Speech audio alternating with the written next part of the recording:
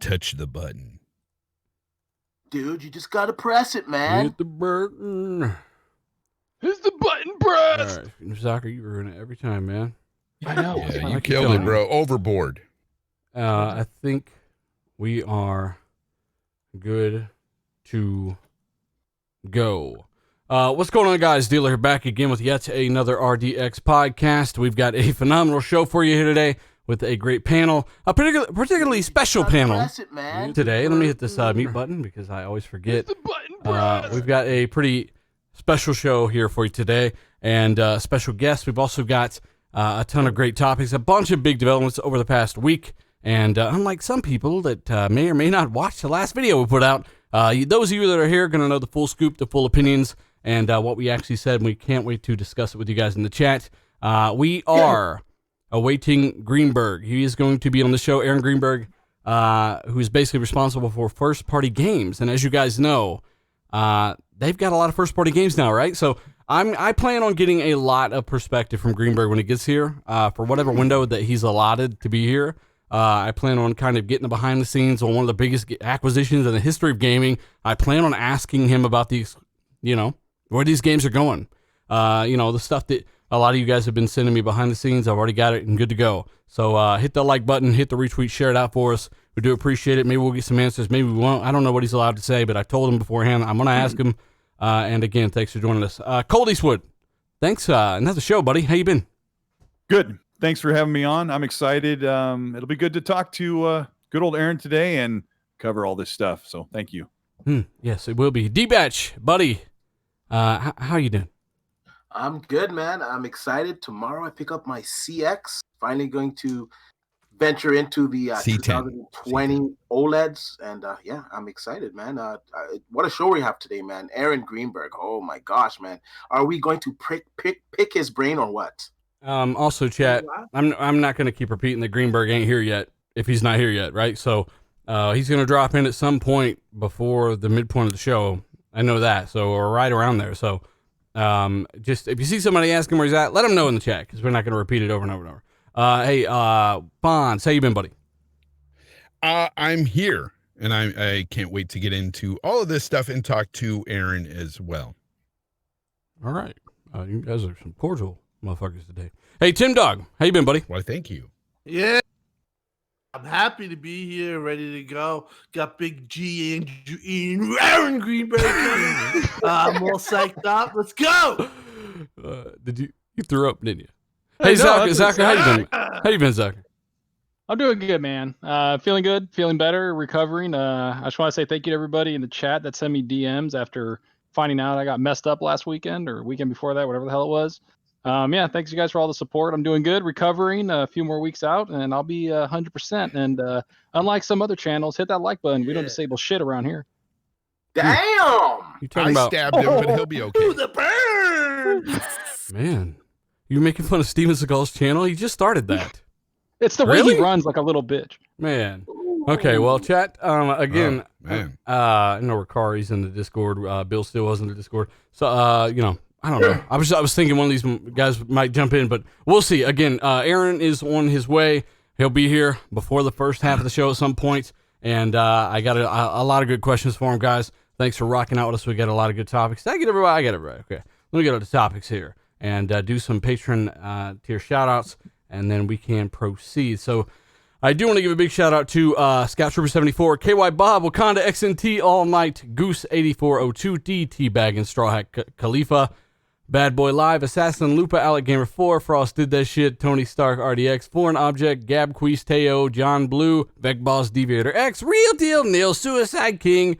We've also got Tasteless Genie, Michael Bowen, Guillermo Cabillo, The Legend, Alfonso Hogan, and A Squad Gaming. Check out A Squad. He's got some good stuff. First and foremost, I kind of had an update here about some of the Series X reports going around. As you guys know, there was some initial reports of some photoshopped, overheated Series X's, and I don't know if those were necessarily real or not, but I've talked to somebody that definitely is in the know, and these things occasionally, with certain people, they actually really are shutting off on them like that. Like, that's not all Photoshop. So what's happening is what I'm told is extremely simple. These guys are cramming them for the most part in cabinets that they're just not getting the airflow, and the fans are not ramping up high enough, according to this person. So I don't know if they're going to push out a software update, up the fan curve 2%. I don't know how this could really happen, but in the meantime, Colt, I mean, do you think that it's really that simple of a fix? Because I know it is happening to a very small set of people. Well, what I'm hearing is that these consoles are put in a oven, so to speak, and they're put at the extreme test of what they will reach for ambient temperatures. So what they try to do is get them in a situation where in Fahrenheit levels they're running, in 90-degree ambient temperatures if you're in a room where it just doesn't get cool enough just to make sure that they don't fail. This is all physics based and heat dissipation. It's kind of one of those things. When the Xbox One X was about to launch in 2017, Andrea Ney, who is a big personality that covers gaming news, she had hers shut down on her for a heat failsafe. And there was people running wild that the Xbox One X in 2017 was going to have an overheating problem, and the console came out and we never really heard about it again. So we have to kind of wait. But there's also been tweets from some people who have the consoles, like Tom Warren and Jez Corden and some other people that have said, like Jeff Grubbs, who said that they're under NDA, but it's funny that Tom Warren said, I'm under NDA, but Microsoft wouldn't send these out to 1,000 different influencers and media people or personnel if they thought they were going to shut down and seize up on them. Well, it's not even just that they sent them out. They sent them out, like people were talking about, like they sent them out a month and a half before release. Like that's like unheard of. Sony did that, right? Which one? Sony. They did that, right? When did they do that? Never. What? Oh, yeah, they didn't. You mean Sony sent out a They didn't do that, Sucker. They didn't do that. I know they didn't. I know. I'm going to be putting my Series X in a mini fridge by my TV. I'll be okay. Nice idea. Hey, shout out to Chris Grimmel in the chat as well. Chris. But yeah, apparently Chris! a very small amount of them, they are shutting down. They are overheating, apparently with very, very restrictive airflow. But in my opinion, I think it's probably a software issue with maybe the fan curve or something. One of the guys, real quick here. I kind of did a video on this today, and this was happening also with the Xbox One X. Now, if you covered the vents or after a couple of hours, you would get that error message that would pop. Well, not really the error, the warning that would pop up, to make sure that your vents are clear. So I think it leads credence to what you were told, that they're just not in a well ventilated place. And the Xbox Series X, it's a pretty powerful console. And if you look at the top, the vent is pretty big, so it needs to get rid of that air out. And if you're restricting the airflow, it's more likely that you're going to see that message. So these same people, though, they're talking about how quiet it is. It shouldn't be that quiet if it's overheating. Like, have you ever heard? One time I left something on top of my 2013 VCR, Tiger Tank Xbox One. All right, and it was over the vent. And I didn't really realize it for some reason, but I just heard the loudest fucking thing. And I realized, holy shit, that fan has not spooled up a fraction of a fraction that high before. Like, this thing should spool up before it overheats, and they should really hear it. It should be loud. So is it the software? I think it's a design thing. I think they want to keep the console cool, and then they put that warning up there to let you know, hey, make sure the console is ventilated. And if you don't, then they just shut it off. I think it's an acoustics thing. Perhaps a firmware update could fix it, but then you're going to have some instances where the Xbox does get hot, right? Well, it gets loud, I mean. Well, one of the people that are using it tweeted out something, and they kind of said, yeah, it gets hot. And then he said, to be clear, and this is a tweet from Roberto Serrano, he said, Xbox Series X is hot, 45 degrees Celsius, 120 degrees Fahrenheit, only after 4 hours of gameplay session, and it comes back to normal temperature, standby without any games in the background in just 5 minutes to 44.6 degrees Fahrenheit. That's cool. Various tests done on prototype of the Series X.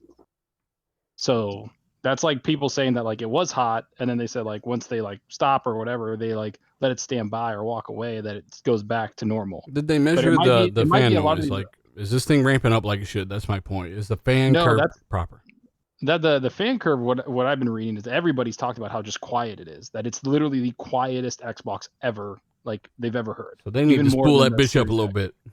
Yeah, I mean, I think that they can do that in a software update. That's just, I know that you can do that. You can do certain things with hardware through software, just basically telling it, hey, if it gets to this certain amount of degrees on the GPU or CPU side, amp that fan up to more to just basically ventilate it more. If you cramp your console in a corner and don't give it any ventilation, no matter what you have, it's gonna run like crazy. Like that's just true. Like my friend has his PS4 in like this little tiny cabinet, and that thing sounds like it's fucking gonna take off in the house. Bouncing I'm like, around bro, the you need to entertainment bring center. that Ding, bitch ding, ding. out. I tell him like, you need to bring that bitch out, man. Like you're not getting any air in that. And he's like, yeah, it's fine. I'm like, all right. Like, good luck.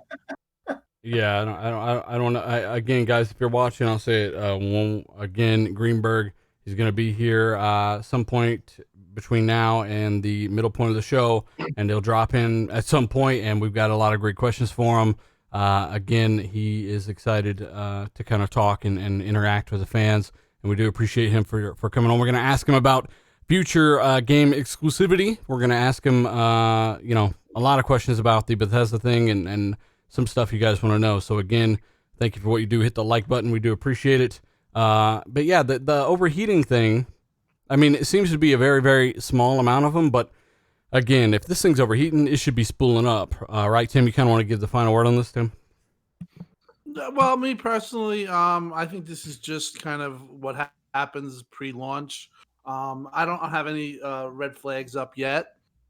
I'll wait for the Digital Foundry and the the people in the industry that do this stuff to look at it. And if they had a problem, I think that they would have addressed it. You look at 2007 when they had the Red Ring of Death. The Xbox One X was specifically designed that big because they had such a fear of some of the same thing happening. So I don't think that they're going to be going into this with that type of issue. I think that they probably have it. They're probably looking at it right now. As you said, there's things that you can do. It's very quiet. They could ramp up the fans if they need. I mean, there's people in the chat telling me it's not. It is true. I talked to somebody directly about this. So it is happening. Well, it's not something that's widespread. It's something that's rare. It's something that can be easily fixed through software in the worst case scenario. And it's something that's due to lack of ventilation by the people that are actually using the boxes, apparently. So it's not a big deal, but it is actually, maybe someone tried to Photoshop some stuff at one point, but yeah, there are some legitimate cases. That's where somebody did make something fake. Boo Gamer or something was bullshit. Boo Gamer even admitted it. Yeah, they even said that they weren't being serious. Even the user was photoshopped, by the way. That user got harassed. Yeah. They pasted a different picture or pasted her username. Stop overheating the Xboxes. Yeah, and she locked down her account and said, "Quit messaging me and quit tweeting at me." I didn't make that tweet. And can I just say, like, this is actually, I know, like, trust me, if this thing becomes widespread or anything, which I don't think it is, Xbox knows, like, they brought their consoles out to people a month and a half early. Come on. Yeah. I got to say that it's kind of cool that they're actually letting people use this in real world environments. They did that with like, things PS5, like this right? can be, I hate you. And things like this can be caught early or just seen. Like, that's what this is, guys. Like, they're really, like, hundreds of journalists or 1,000 whatever, how many they've sent out. That's a good testing up to be like, hey, this is what it's going to be like in the real world environment. Something that Sony has just not done. Like, literally, we don't know anything about the console. Nobody's seen shit. Zocker, don't start your shit. Don't start your Sony stealing the food resources rant. I'm going to do what I got to do. Environment. Yeah, it's not a controlled environment. I'm going to put ice cubes on top of that. On top of the vent. It'll be fine. I mean, I just think that just to finish off my point, I just think that you should wait and, obviously get closer to launch when there's going to be full reviews of this. And there's going to be, all types of stuff done. There's going to be testing and by third-party outlets and stuff like that. I think that's where you make your informed decision. Right now, it's just, people are dying for PlayStation News, I think, on their side, so they're going with it and pushing it forward and saying, look, the memes are going to come out and stuff like that. But overall, I wouldn't worry about it. I'm not worried about it. No. Just I because you acknowledge something that's happening to a very small fraction of certain things, and then it's for X, Y, and Z, and we can curve the fan, the fan curve stuff. That doesn't mean that it's having, or you know what I'm saying? People acting like you can't admit this, like. It happens, guys. I mean, phones were exploding. The batteries were burning people's houses down a couple, years ago. All right, so stuff happens, and this is nothing. So again, it can be easily fixed if it even is a big deal at all. But we can kind of set the record straight there. Exploding. Phones Phones, Did you your see favorite that? phones. Anybody actually. see that mod in Call of Duty where they had like the phone as a grenade instead, and they would like throw it? It was terrible. I did not. Thanks did for not see bringing the that. showdown with that. I had to. I had to. Yeah, the Zockers roll.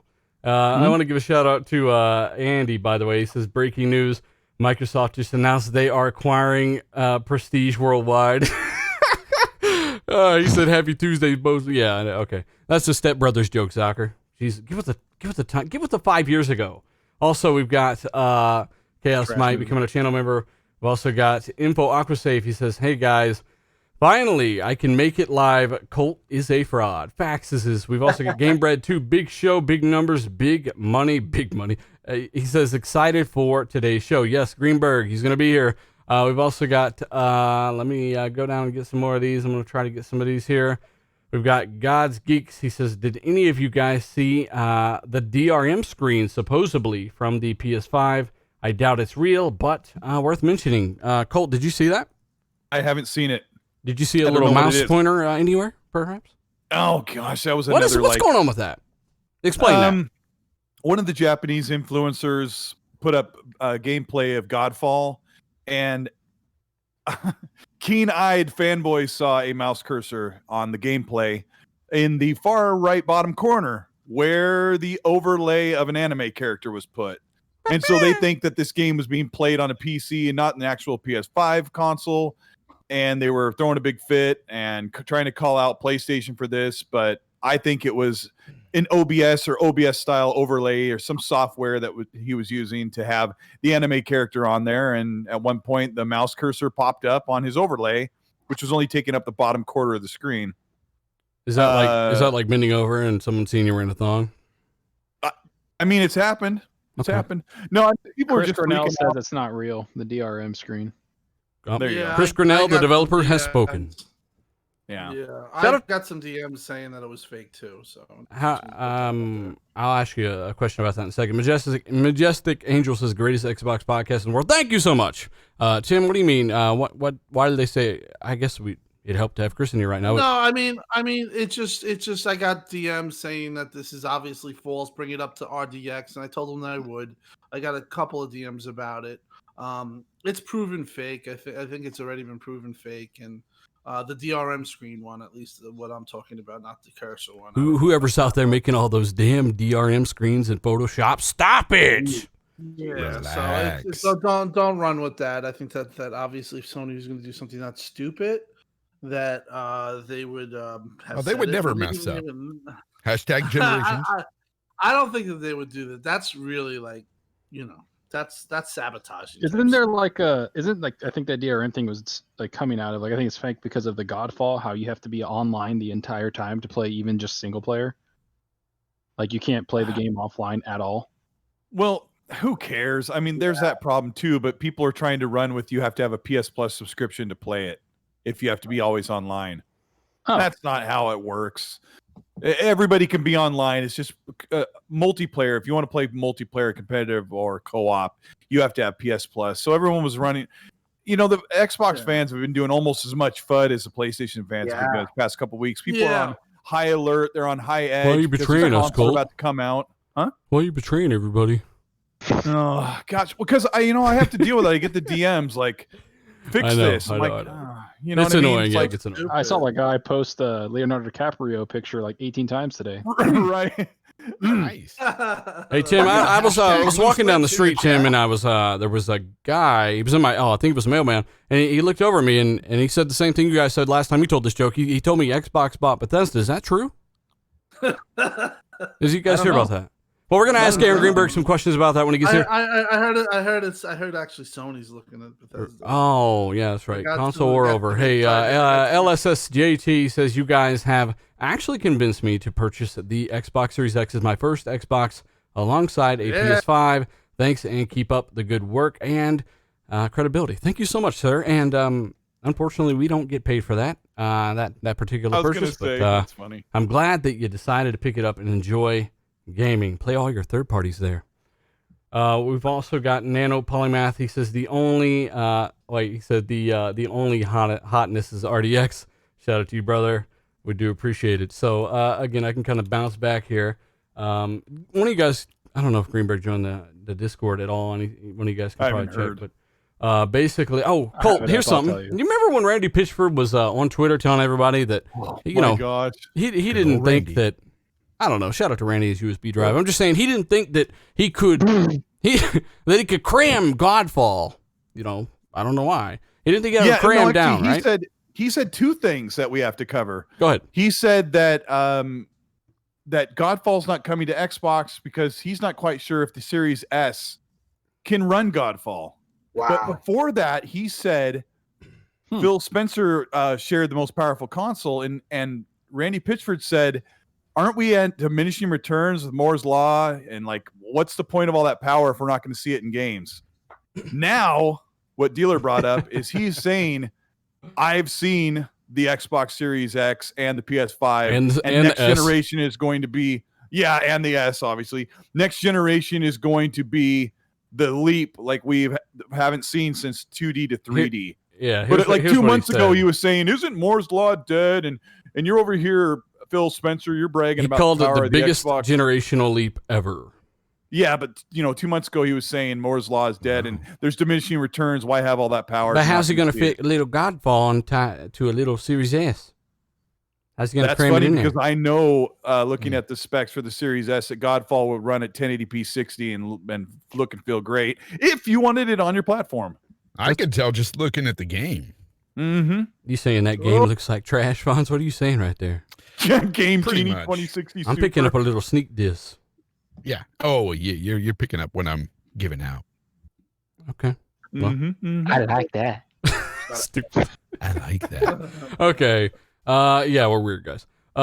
Let's talk about the Series X. Man, we're really getting close to some good stuff. We're weird. What about you? Oh, I'm fine. So basically, Cole, I want you to lead on this one because you're a petty fuck. Xbox Series X backwards compatibility impressions, right? There was I noticed this, right? And again, I said it on Twitter. Microsoft, Xbox, I didn't expect nothing. They don't owe us shit, right?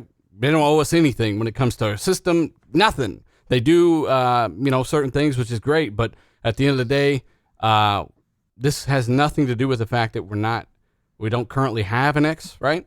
It has everything to do with the fact. It has everything to do with the fact that there is a lot of knowledge out there that is just ubiquitous. Like you can find it anywhere. You should know a lot of these things. And through not all, but most of these influencers that do have these boxes, they did not report a lot of the information correctly. So, like a lot of the back compat games, like Red Dead 2, they're saying now with the Series X, even unpatched, it will actually hit and maintain 4K.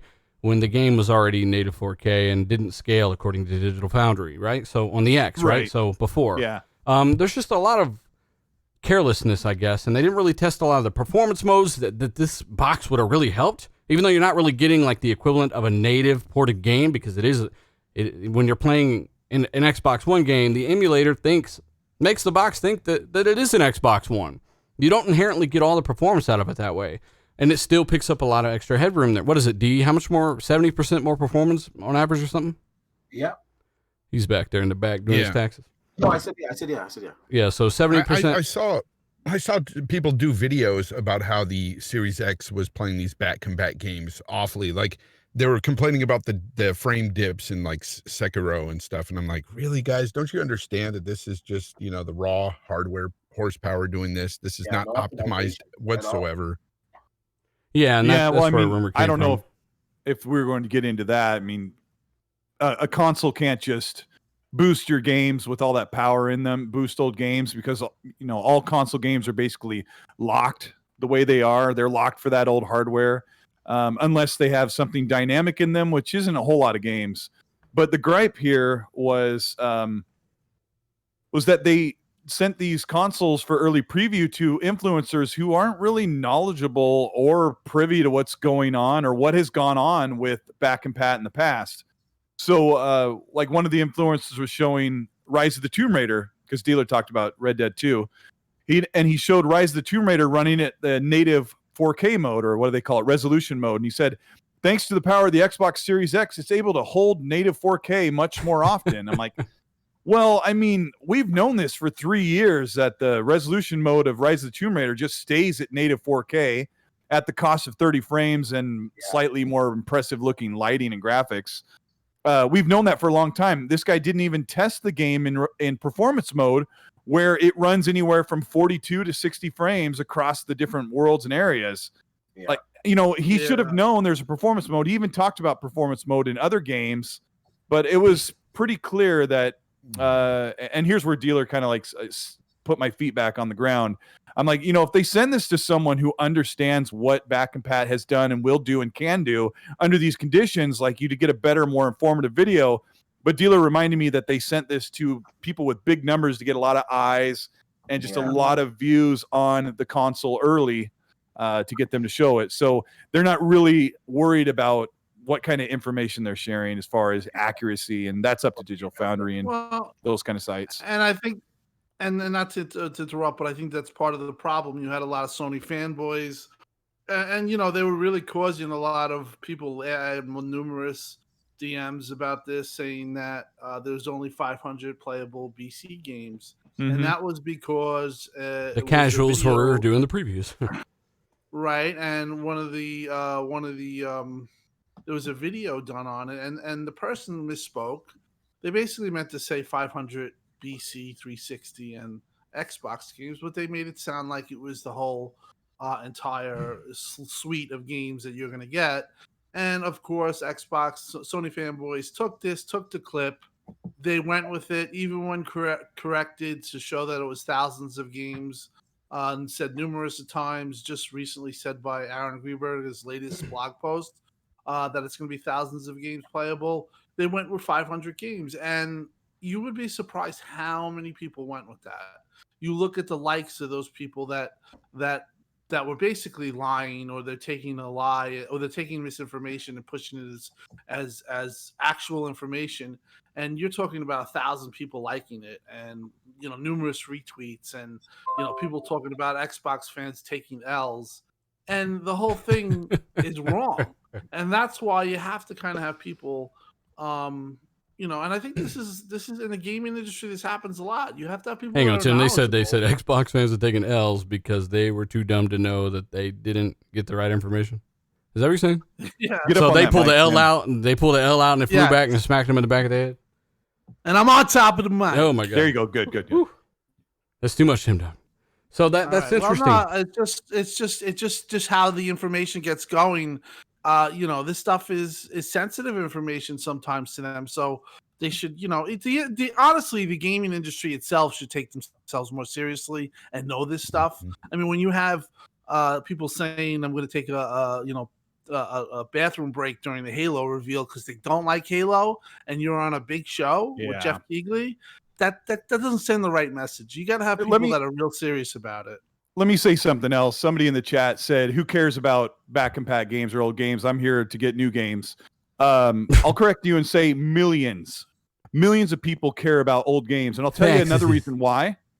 If you played on the PS4, especially the PS4, there are a crap ton of games you probably bought that you just played. Like I don't even know if my Ghost of Tsushima is coming forward to PS5. I don't know if Ghost of Tsushima is coming forward with an enhancement through Back and Pat. I don't know if my Ghost of Tsushima is coming forth with a remaster for $40. All right. So I care about Back and Pat. I've spent probably $400 on exclusives for the PS4. I've spent few $100s or $400 or $500 on exclusives for Xbox. But this is where someone says, well, of course it will, but that's not the point though, right? Like, why aren't they telling us anything? Now, so Xbox is covering certain, like 30 games Back and Pat for Xbox Original, 650 plus games from the Xbox 360, which is a fantastic era of games, which you have to pay for on PS Now to stream them on a Gaikai connected PS3 in someone's closet. And the PS4 and Xbox One generation is absolutely loaded full of digital games that you've collected, bought, got through your monthly subscription, PS Plus or Games with Gold. Hey, Colt, what era is this game from on the screen? What era is that from? Well, I mean, I'm just burying this guy all the way down, so it's leave him alone. He got a shovel in his forehead. You're good. Yeah, I mean, the guy's on the ground bleeding. Yeah. Come on. I mean, people need to understand, like, if you feel like you're in the minority Joe Pesci out here because you don't care about Back and Pat, or the games you bought like last year, if you feel like you're in the minority, guess what? You're in the minority. You don't care about old games that you paid for. You don't care about your catalog of games coming with you that you paid for. You're in the minority. So basically, you want to keep what you bought, and you want to be able to carry that forward because that's common sense, and that, any normal human would like that, right? Like Fight Night Champions. This game's 8-9 years old. It still looks phenomenal. It still plays amazing. I'm playing an online match right now in this footage. And there hasn't been one since, and I'll play this game every day almost. Like they need another one, EA. Yeah, but Colt had the best way of describing this situation because he used a game that actually is putting out new patches as we speak. Like, Ghost of Tsushima has so many different things coming to the game that if someone like me who loves the game wants to play it on the PS5 in just a couple of months, I should be able to do that. Like. So do people say that? Do people say they don't want to see classic movies anymore? Do people say that they're done, one and done with a movie? They never want to play it again. Imagine this movie's one and done. Your music. Think about if you bought if you downloaded an album online and like 3 years ago or 6 years ago, and you're like. And you couldn't play it anymore. Like, well, I mean, it's old. I already listened to it. And I know games, like sometimes you can play a game once and you never go back. Sometimes you watch a movie once and you never go back. But I mean, people are absolutely enjoying bringing their stuff with them. So it's also like if you look at what's happening now, even Colt right now, like you're talking about like going back and visiting the game. Colt just went back and he's playing Mafia 3 like a madman. Yeah. And he went back and he started playing it and loving it. I just started Dishonored 2 because I never got to it, and I'm playing that now, and I'm like, this is really good. It's like that's imagine if it was a month from now and Dishonored 2 is locked away from you because it doesn't get back compat to the PS5 or the Xbox Series X. That's stupid. That's the whole point. Is like, do I have to keep my Series X here while I have, or my Xbox One X and the Series X? Actually, I'm sorry. It makes sense. I'm sorry. The reason why I went off, I should have just said this, and it only would have wasted 5 seconds of everyone's time. I should have said that he was damage controlling because he doesn't think his favorite platform is going to offer him a correct back compat solution. Cool. The same guy asked for 60 frames per second Bloodborne. Come on. Have you guys ever played Mafia Definitive Edition where Tom's watching like his boss beat the hell out of somebody with his foot and like killing him? That's what Colt just did.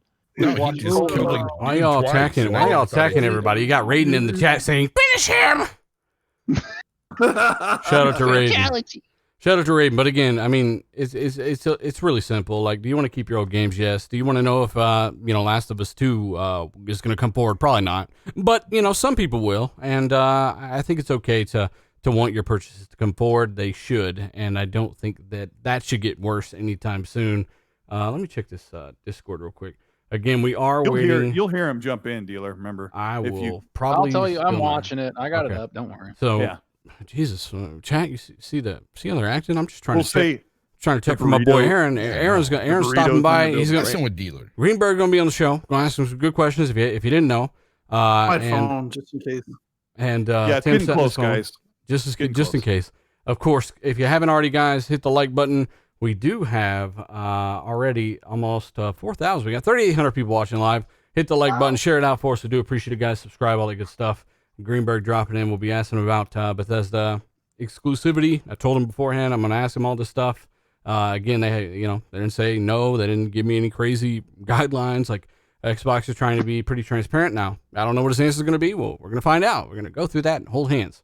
And of course, shout out to, we've got Jacob in the super chat. He says, how many games are you going to play in the first year on the next gen system back compat?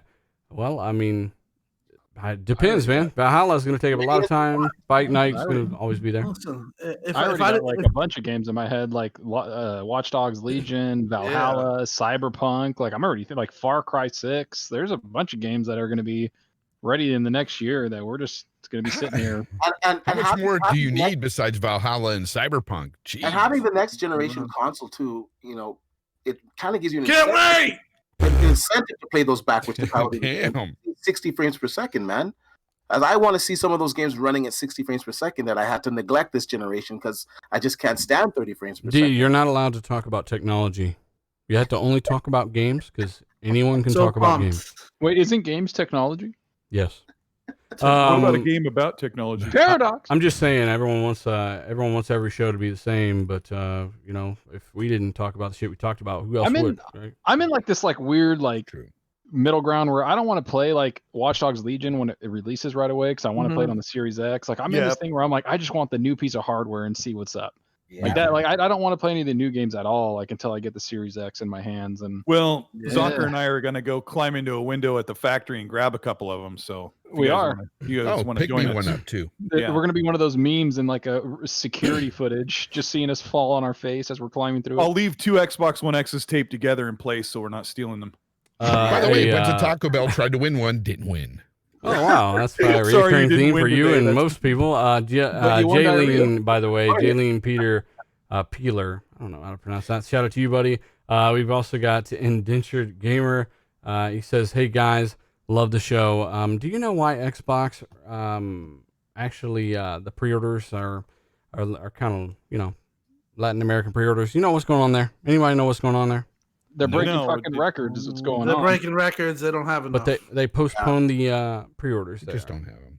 Yeah. Didn't Aaron Greenberg or somebody say that, or I think it was Aaron Greenberg said that, like for the Xbox One, it took them like a day or like a week. 7 days. Yeah. 7 days to sell out, and then like previous. 7 days previous of launch. Yeah, 7 days previous of launch took them that long to sell out, and then the Series X literally like just all the retailers told them that it sold out. Bomb. Yeah, just, like, I mean in we don't know how many numbers and stuff, right? I can tell you this. Go ahead. It's more than 6, huh? Well, I'm just gonna say that this is a weird situation that we're in. Like we're in the pandy, yet these devices are selling out. Like you got all the GPUs selling out. You got the PlayStation 5 selling out instantly. You got the Xbox Series X. You got the S selling out. Like if the X sold out in 4 seconds, the S sold out in 6 seconds. Like it's just unbelievable the demand for these products, man. Watch any links D-Bachelor's out there on Twitter for PS5s, guys. Yeah, I saw a story the other day that the gaming industry jumped up like 400% since the pandemic. Yeah. Well, yeah, everybody's home and they're just looking for entertainment. Like, yeah, Netflix is great and all, but like after a while, you're kind of like, are we explaining how motherfuckers is bored? Their story's over. God's Geeks. He says, here's another $10 just to say, Godfather looks god awful. All right. Also, we have Kente Uzai. I don't know how to pronounce that. He says, enough is enough. He's yelling at the clouds into his pillows. He says, people need to put their money where their mouth is and buy and enjoy the system they want. Yeah, I'm buying them all. Well said. I mean, go ahead. Achievement, by the way, he says Sony's Series L has had a rough couple of weeks. That must be a new model. Tim Dog, what do you say? Just wanted to say that you take it with a bowl of Cheerios, this statement, but why Cheerios? the reason I fucking love Cheerios. I'll take the reason. Well, that's kind of like what I'm getting. What kind of milk we getting? Slim. All right, go ahead. Slim. Go ahead, Tim. Go. No, one of the reasons why that they are a little behind. Well, not behind. I would say they would be in a lot better position. Talking about Latin America or everywhere? No, just Xbox production. If they didn't wait for full RDNA 2, they waited, and it's going to come apparent that they are fully RDNA 2, and maybe somebody isn't in the future. That's going to come out, but they actually waited for the full suite of features for full compatibility of whatever full RDNA 2, and that's why the dev kits were late. And that's why you see like they have a lot of. I've heard they've had a lot of manufactured, but listen, when you just drop Bethesda and basically change the way people think of you, and then you're hot at that right time. I don't think they expected to go this fast. Complete mood shift, and I think the first Series X production console was built on September 15th, right? That's crazy. What? So, wow. Coming in hot. Get it? Really hot. shooting flames. Super hot. It's Roy Jones versus. It's Roy Jones versus Tattoo Face Tyson. This is really good footage to watch, by the way. This is excellent. It's a great. This game is almost perfect. Fight Night Champion, back compat on Xbox. It is not on PS5. And speaking of, there are people taking screenshots of games running on Series X in back compat mode. Like anything basically that's out right now, not patched, is a back compat game to Series X. So Red Dead 2, Unpatched. They're taking screenshots from a. They are YouTuber's taking choice. screenshots of Red Dead 2 from Stallion, I do believe, playing Red Dead 2 on Series X, and they're putting them up and acting like the game is running on PS5 right now, like that. They're just stealing his screenshots and saying it's running on PS5. They what? Didn't wow. Sony do that? That's what it takes to get a rise out of Colt. Woo. That's Didn't awesome. Sony do that a few years ago? Like Photoshop, like the prompts of the controller on like a game. I don't know. Was this like 3 years ago? What's it got The to do with Sony? controller, Can I educate some of you people when you see screenshots from YouTube? It is up to the user that uploads that video what kind of quality that they, not just resolution, but what bitrate quality they upload that video at. You know, a big YouTuber can put up a video at 1080p 30 at a low bitrate from their rendering program before it leaves their computer port in the back to the internet. Wow. And people can take screenshots of that and say this is indicative of what a game looks like. And it hasn't even gotten from a console straight to your TCL 6 series, you know? These people are crazy. But you're saying that people are... just explain how data moves through a cord. I'm confused. Yeah, I like that. I just saw his dealer get the shit knocked out of him. Hey, it happens. I think he's trying... No, do you understand? Like when people are trying to take a screenshot from a Twitter video... Like you don't know what low quality bit rate that they put that video at. Yeah. And when you pause an in motion video, it looks horrible. Yeah, it does. So, but I didn't know that people were trying to pass it off. Look, this is run on the PS5. Yeah. Because they're used to the half Discord, resolution. actually. Tony Stark found that and they were stealing Stallion's screenshots of Red Dead 2 running on the X, and they said it was a PS5. And it's got like a bunch of likes on it. By the way, Max Chambliss, by the way, he says, Colt, get him. He says, see Colt turning into Shang Tsung, Mortal Kombat, saying, your soul is mine. Yes, Colt, Colt, there's some secrets about Colt you might not know. So, yeah, let me go ahead and move forward here. And, again, keep an eye on the Discord and stuff. Greenberg headed here. He will be here. We got some good questions for him for those that have joined us. I should say the TCL... The TCL 6 series is an incredible TV for the money. Like there's just a little inside joke that we have about the TCL since it's cheap, but it is actually a phenomenal TV for $500. Go ahead, dealer. Yeah, if you want like really an HDRT 10 TV for $500, like there is no better one than the TCL 6 series right now, I do believe. And they have mini LED in those now, I think. Yeah, they're freaking really good. It was just a joke, but go ahead. So, but yeah, the Red Dead, the screenshot stealing stuff, I just thought it was funny. And before you know it, they'll have screenshots of Fight Night from this podcast and say it's on the PS5, even though it's not even on the PS4. Also, Doom Eternal back compat that loaded in 5 seconds. There are some pretty mixed. I heard Tim start to do something, a chant of some kind.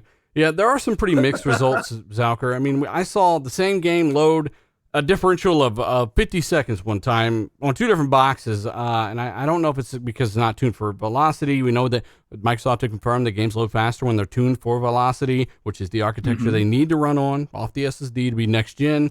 Or I mean, what did you notice about some of the back compat stuff while we kind of buy more time here? Well, if you look at a lot of I think Stallion put out a video of I think he was loading, was it the Outer Worlds or something? He was loading something in Sea of Thieves, right? I don't think it was Sea of Thieves. But he was Sea loading. Trash, right? Maybe it was. I'll kill you. But he was loading the game and he put it for the Xbox One VCR, the Xbox One X, and then the Series X, and you could just see the difference. And we have to remember, like Dealer just said, these aren't really optimized at all for next gen, or anything. These are just loading faster straight from the hardware. It's just brute forcing it. And that's insane. The quality, the quality of life change that you're gonna have with these things is gonna be insane. I don't know if you even noticed, I saw comment sections going man, that's extremely fast. So I'm kind of gonna miss messing on my phone while a game loads, because you're not gonna have time. Why didn't they show something that takes extremely long load times right now, like something like The Witcher 3 when you die? Or they did. They showed Red Dead. They showed Red Dead. Well, too, Red Dead, but I mean, the one game I want to see Grand Theft Auto 5 is still longer than Red Dead. Honestly, I want to see Metro Exodus. That's the number one game, because that's every time I think of a load screen, I think Metro Exodus. Oh, that too. Just sitting Metro there, Exodus. just sitting there for fucking 5 minutes, just it seems like hell on.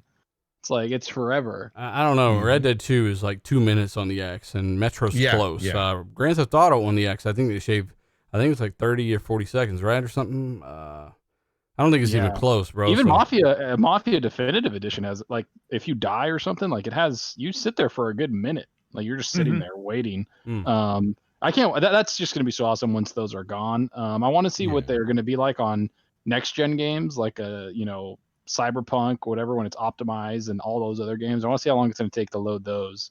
So yeah, I don't know. I mean, everybody knows the SSD. Like, it's, a lot of PC people make fun of it. They're like, I've had an SSD since 1984, and it's like, all right, well, cool, but it's just different. Console, it's just a little different. They're optimizing it for the console, and it's exciting. You don't need to hate on people because they're gonna have an SSD in a console. It's like, who cares? Who's hating on people for having an SSD? PC people. They're making fun of them. They're like, I've had an SSD since 1984. For 5 or 6 years. Since Tupac died. I mean, back 5 or 6 years ago, that SSD was half the price of a new console. So, it's like, whatever. Yeah, no, I mean, but it's cool for a console. It is. It is going to be great for a console. It's going to be just awesome. Like, I just think it's going to be great quality of life. Like I said, loading things faster. It's just, that's it. Getting your games quicker. That's something that, a lot of executives, I think Sony even said it, and so did Phil. They talked about getting in your games quicker. Like, they don't want you to wait, because that deteriorates people, like, deters them from going into the game. Like, they'll be like, I'm just not going to play. Like, that's actually, like, a fact. Like, it's been proven. So you do just start controlling the floor. Yeah, they just walk away. They're like, fuck this, and it's just like they'll lose interest. Like, people have ADD, man. Like, it's just the way it is. Well, now you can switch to a different game that's running and flies right up. Donnie Boone, by the way, he says, "What's up, RDX? Shout out to you, buddy." Yo, Donnie. He says Xbox took an L because I saw on Twitter that he's spelling like Sony guys right now. That shit's crazy. He says that Bungie just got bought by Soul Console. Soldier Console, is that what he said? Soldier Boy. Soldier Boy console? Jacob, by the way, he says, how many games are you going to play? I think I already got that one.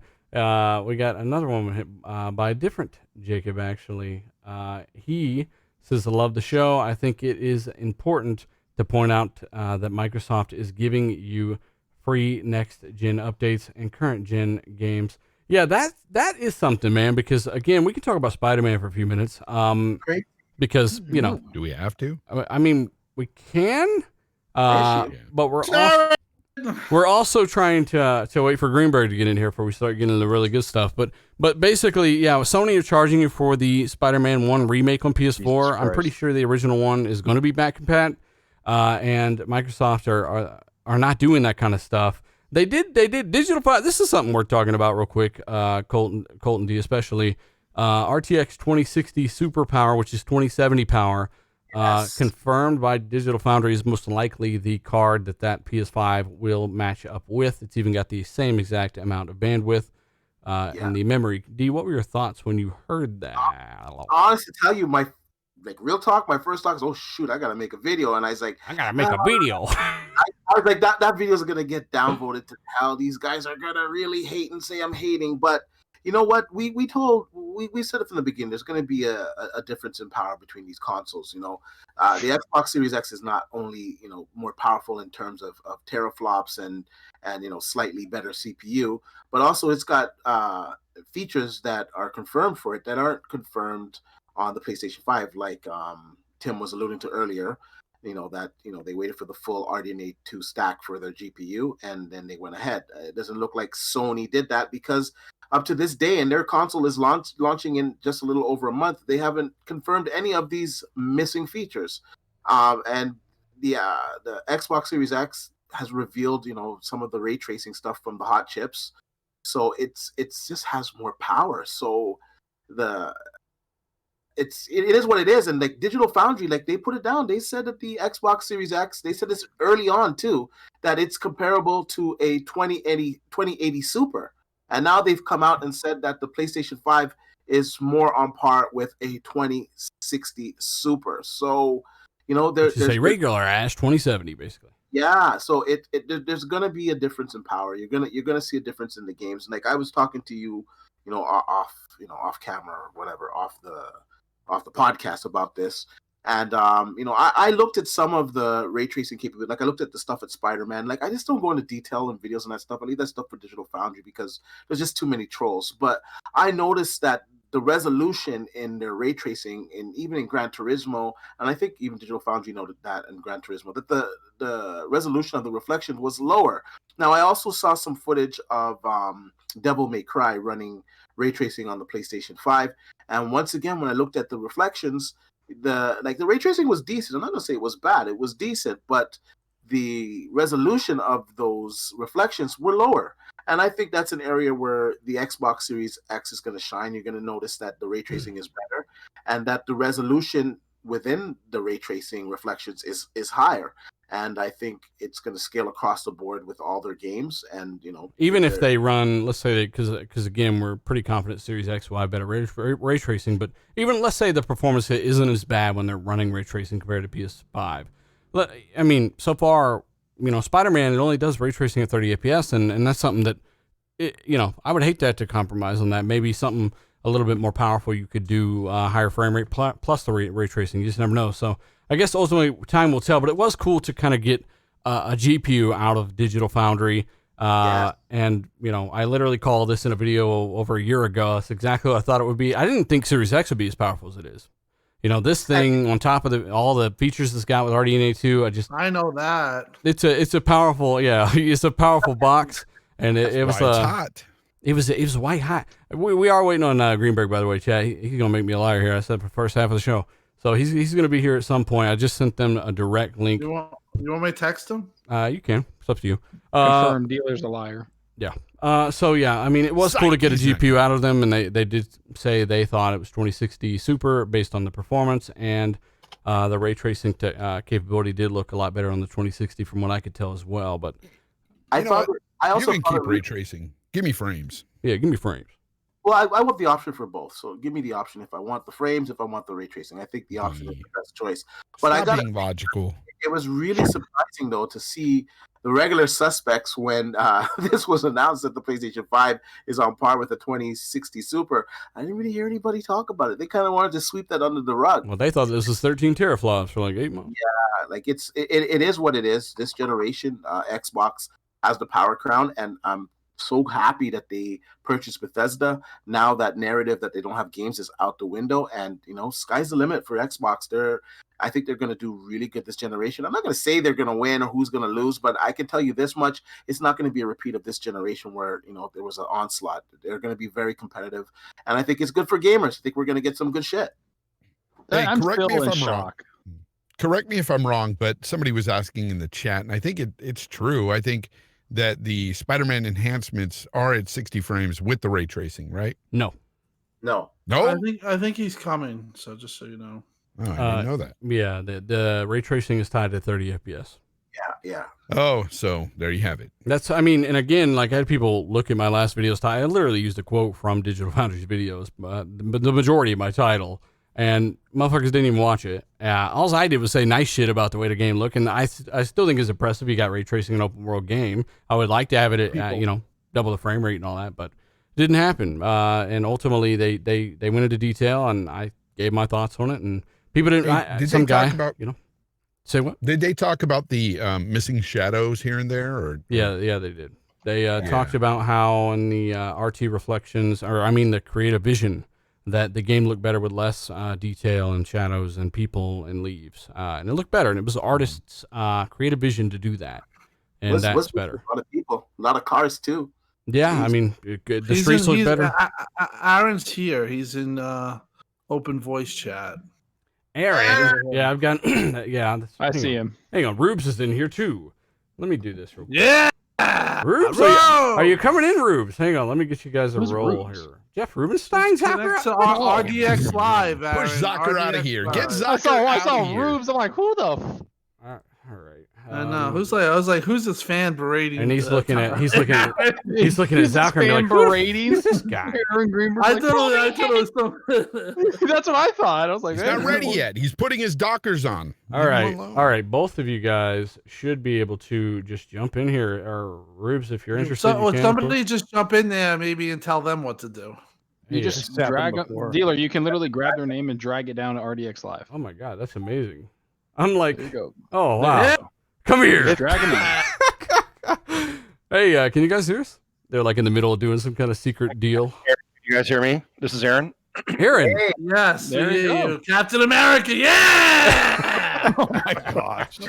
hey, Oh wow, sorry about that, Aaron. that's all right. That's Hey, all right. How you doing, sir? I'm doing well. How are you guys? The chat is ecstatic to have you here. Wow, very excited. They're gonna- You guys, you're probably more excited than I am, but you sound like you just got off a jog.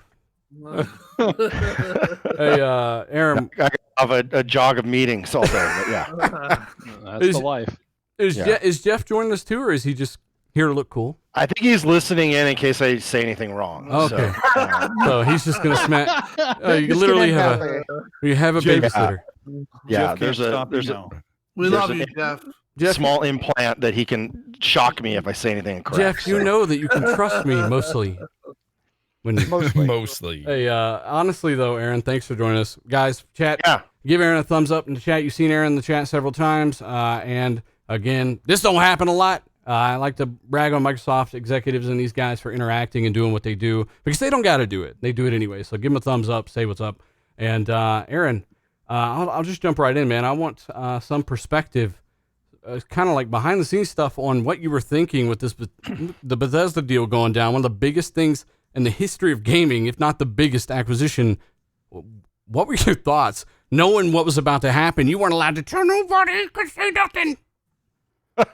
Yeah, it was fun. I mean, there's always, a lot of things in the industry that people speculate about, but in all seriousness, like this one was one that was a dream come true for me. I mean, I have so much admiration for the team at Bethesda, and when I found out that we were making it happen, which was pretty early in the process, it just was ecstatic. I mean, the amount of talent as you think about the studios there, the iconic franchises, from Elder Scrolls to Fallout to Doom to Wolfenstein, Dishonored, Oh my God. Prey, the Evil. I mean, and then the future stuff. Even though they haven't talked about all their future stuff, Starfield, and so yeah, it's listen. We've worked with the team there, with Todd Howard, with Pete Hines, the whole studios team there from the early Xbox days. Their first console game when they really pivoted to console with Morrowind was they brought that to Xbox, and we've worked with them on a number of. We've partnered. They've been our kind of go-to partner and really a favorite partner of ours to work with. So those are the best ones, where you have such admiration and it's such a good strategic fit. Can I ask you how early this process started? Is that allowed? Is that a secret? I don't think it's a secret, but these things, listen, there's a series of the process that I wasn't involved in. Mhm. But when we get into the, how do we like this sort of when Phil says, hey, we're working on getting this closed and getting this signed, and we need to start working between teams. So yeah, Pete Hines, who has a similar kind of role to what I have over at Bethesda, and his leads and a couple folks on our team, so kind of PR lead, marketing lead on both sides. We've been working on it for a number of weeks, just getting ready. There's just so much complexity around, how do you kind of plan an announcement like this, and how do you make sure that you do it in the right way, and from what's written to what's shown to What's obligated already, right? Like. Yeah, I mean, there's just a lot of stuff, and there's and of course there's legal teams involved and all this because they're trying to get contracts done and things signed, and that usually happens pretty close to when we announce, and then so I don't want to overshare stuff that I shouldn't, but it was awesome. Okay. It was great, but I even joked, I even said, like I posted, I feel like I'd been on a virtual vacation with Aaron Losi and Pete Hines, and then myself and a gentleman named Emil Rodriguez, who is our games PR lead. We spent weeks together, in many cases spent every day together, kind of working on this, weekends together, just working through a lot of details to be ready to execute this thing, and make sure that it landed well with our teams. That's the most important thing. Teams, fans, and all that. So it was fun. It was super fun, and we're all really excited about it. And with all these things, as you can imagine, you do a lot of prep, and every once in a while, you get an opportunity to work on something that's so big that you can shock the world. Yeah. And this was one of those moments where, we were we were up. I think I was up at 5 a.m. that morning, and even the night before, it stayed quiet. So the final hours are usually where stuff starts to leak or but this one was just, I think that makes it more fun for fans, more fun for everyone, just to like wake up on a Monday morning and see that, unleash it on a tweet. Oh, that was great. Boom. One of the definitely the largest gaming acquisition in the history of Microsoft, one of the largest gaming acquisitions of all time, and probably at least I think it's been like 13 years since there's been one of this size in the entire industry. Who was that? I looked back at like when Vivendi and Activision, and there's just you look at the size of deals and things like that. But but listen, that's awesome. I know they are excited about it. We are excited about it, and just such mutual admiration. The amount of talent that they care so much about the games they make, the quality of their games and their teams, and that passion, and that's just going to be such a great fit for us. And the amount of just taking us from where we are today, to 23 studios now. I woke up in the morning. I woke up in the morning, grabbed my phone, and I saw like the news on Twitter, and I dropped my phone. I'm like, what? What's going on here?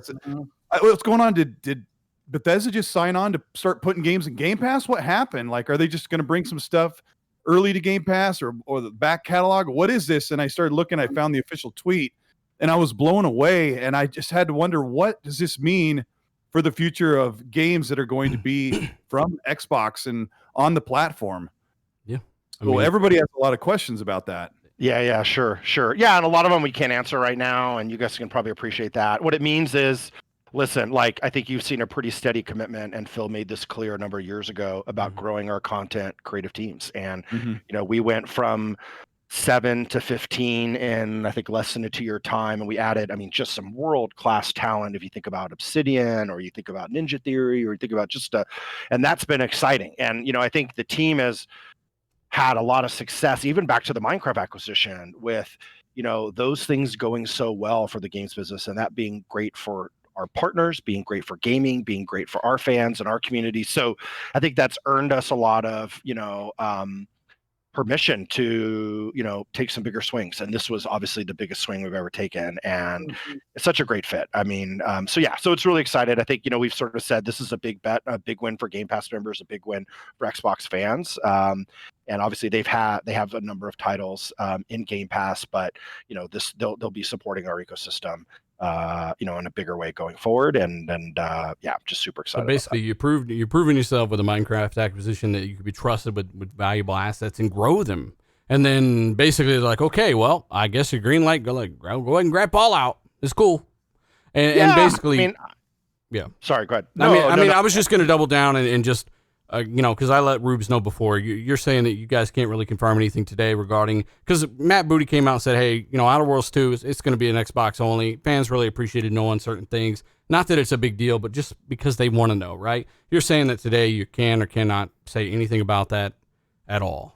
I'll point you to what Phil said, which is it'll be managed on a case-by-case basis. So we're committed to bringing their games to Xbox, console, PC, and Game Pass, which obviously would include streaming on the go.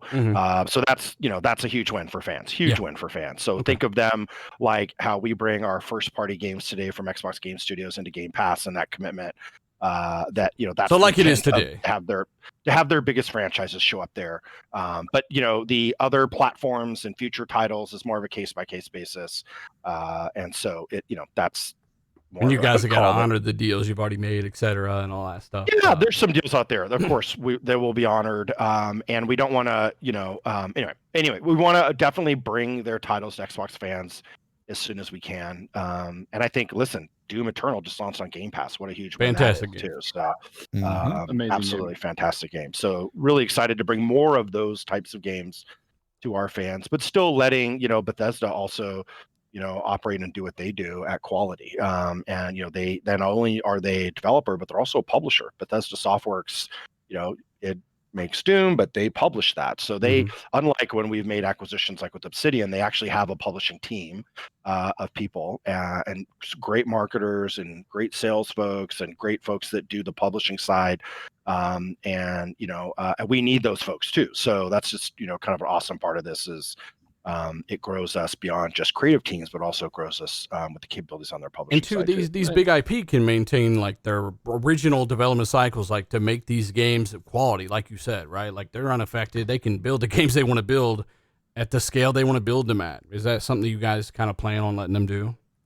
Yeah, that's been our approach to how we've thought about creative teams and acquisitions, is that we're acquiring talent that's already best in class at what they make. Obsidian best in class at RPGs or whatever it may be. So we let them have that creative freedom and give them the resources to go realize those visions. And in many cases we can take some of the pressure off by having things like Game Pass. You think about something like Grounded that a small team at Obsidian made, and that game, I don't know how successful that game would be if it wasn't for Game Pass, but millions of people playing that game, and that game is, and they've got a lot more content coming, and, the community that's growing around that game because of Game Pass, that's a win for them as a developer. Yeah. And so, in addition to giving them the creative freedom. So that it'll be kind of a similar kind of mindset in regards to the Bethesda teams. They know how to make games, and we'll work with them to make sure they have the resources to continue to do what they do. I have a question for you, Aaron. I think Matt Booty talked about like having like little summits of developers getting together, especially first-party developers.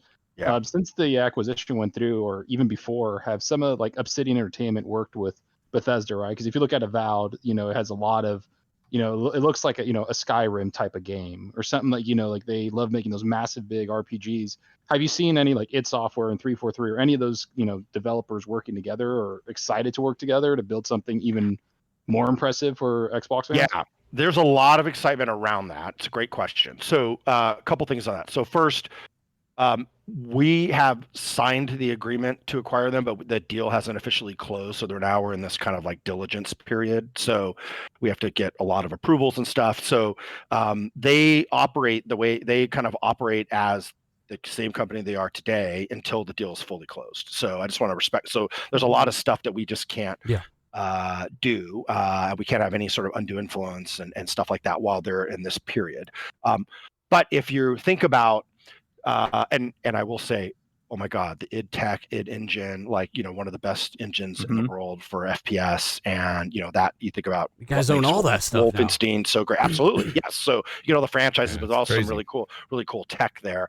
And I'm sure teams are going to be incredibly excited about that. But what I have seen is, whether it's the Coalition team helping out other teams or the Rare team, and Ninja Theory had a bunch of summits because they were nearby in the UK. The teams are very collaborative, and it's very they support folks, they share tech, and people that specialize in different things. There may be people that are more on the art side or on the UX side or work in really engine tech, and so they share that, and people that are making similar types of games or what have you. So I've seen a lot of that already with the addition of all the new studios that have come on board the last couple of years, and that's been fun to see as well. And just meeting some of these people that Brian Fargo, man, I've known that guy since the Interplay days, and and seeing his passion and Wasteland 3, like it did pretty good. Talking to him, oh, what a great game! But like that guy, like every week he was telling me, like, hey, last night I played 23 hours and blah blah blah. Not 23 hours, but I've been playing 23 hours this week. And by the way, and he's just like obsessed about the love of what they make and the obsession about getting it right and where we're at. And hey, we'd really love a little more time to add this and this. We're like, great, let's do it. So it's just been fun to see developers like that move into a model where they can just go focus on making great games and remove a lot of the pressures around trying to find a publisher or trying to meet, some, huge revenue target or what have you. So I think it's been really, really nice to see. And I personally believe, others may have a different point of view, the success of those has enabled us to do more. And, the Bethesda piece, I think, is a great example of that. But most importantly, the business is doing well. I think where we are from a momentum standpoint, Game Pass now having 15 million members, the leadership we're showing, with not only the largest subscription service, but now what we're doing with, cloud streaming and bringing that to the phone and all that. PC Game Pass is doing really well. So those things definitely help us as well. You guys are like leveraging everything globally. Like no one else is doing this like you guys right now. I got a quick question. Aaron, Fonz here. We haven't met. Pleasure to meet you, but I have a question that's kind of near and dear to me anyway, and you might not be able to answer this, but now the industry right now, if you're looking around, I see a lot of different, studios and publishers, and they are, now charging more money for games next generation. Any word on Xbox doing the same? Yeah. So, Fonz, nice to meet you. Hi, Fonz. Fonz, nice to meet you. You're a grounded gamer, right? Yes. Okay. Yep. Okay. And you're the guy that plays a lot of Cyberpunk, if I remember correctly. So yeah. Well, he knows. You know. Okay. Keep up. Listen, I do. I drop in once in a while. I listen. I try. Anyway. So I really do.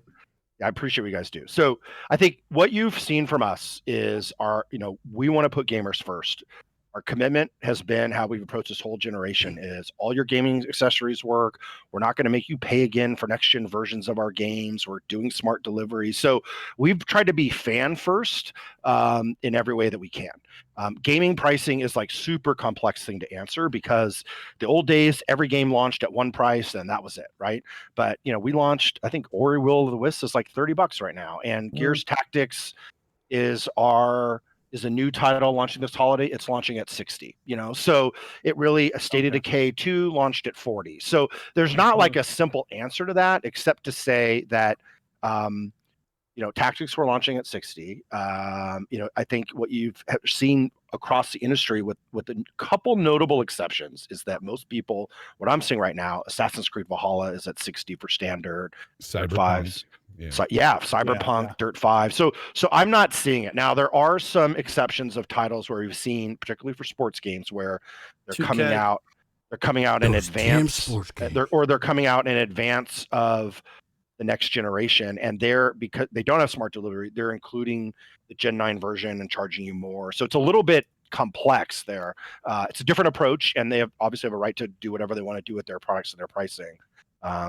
But for us, we've really taken a fan-centric approach. I'd say first with smart delivery, but most importantly, you get all our games at launch in Game Pass. So, does the price of the game even matter if it's included in your Game Pass subscription? And that's been our pivot. Is that's the best way to play. That's true, but I would argue that it still matters. It very much so matters to a lot of people out there. And I myself love Game Pass, but at the same time, I'm not loving an extra $10 for every game I buy. Looking out there, and, seeing and you're saying there is some studios that do this, and it might not be the majority, but there's a company out there that is making all their exclusives $10 more, and so it's just one of those things. I hope that Microsoft sticks to the current pricing, but I understand. I guess we'll see when Halo comes out. Aaron, I kind of had at least one more question for you here, because we have to ask you about some Series X gameplay. That's the one thing we haven't seen, and we've talked about it multiple times, and I know that you guys probably plan on showing something here soon, but is there something you want to say at all, to people that are excited about the new system? We haven't seen any kind of bigger Valhalla, we haven't seen any of that stuff running on it, or is there any chance we're going to see some Series X gameplay over the Series S here soon? Yeah, absolutely, sure. So we've shown. You're right. Running Alpha Series X dev kit specifically, while we've shown Series X spec, most games are largely built on PC. So if you even look at prior gens, but I hear you. We did show Series S with Gears running at 120 frames because we wanted to show that that product absolutely can deliver.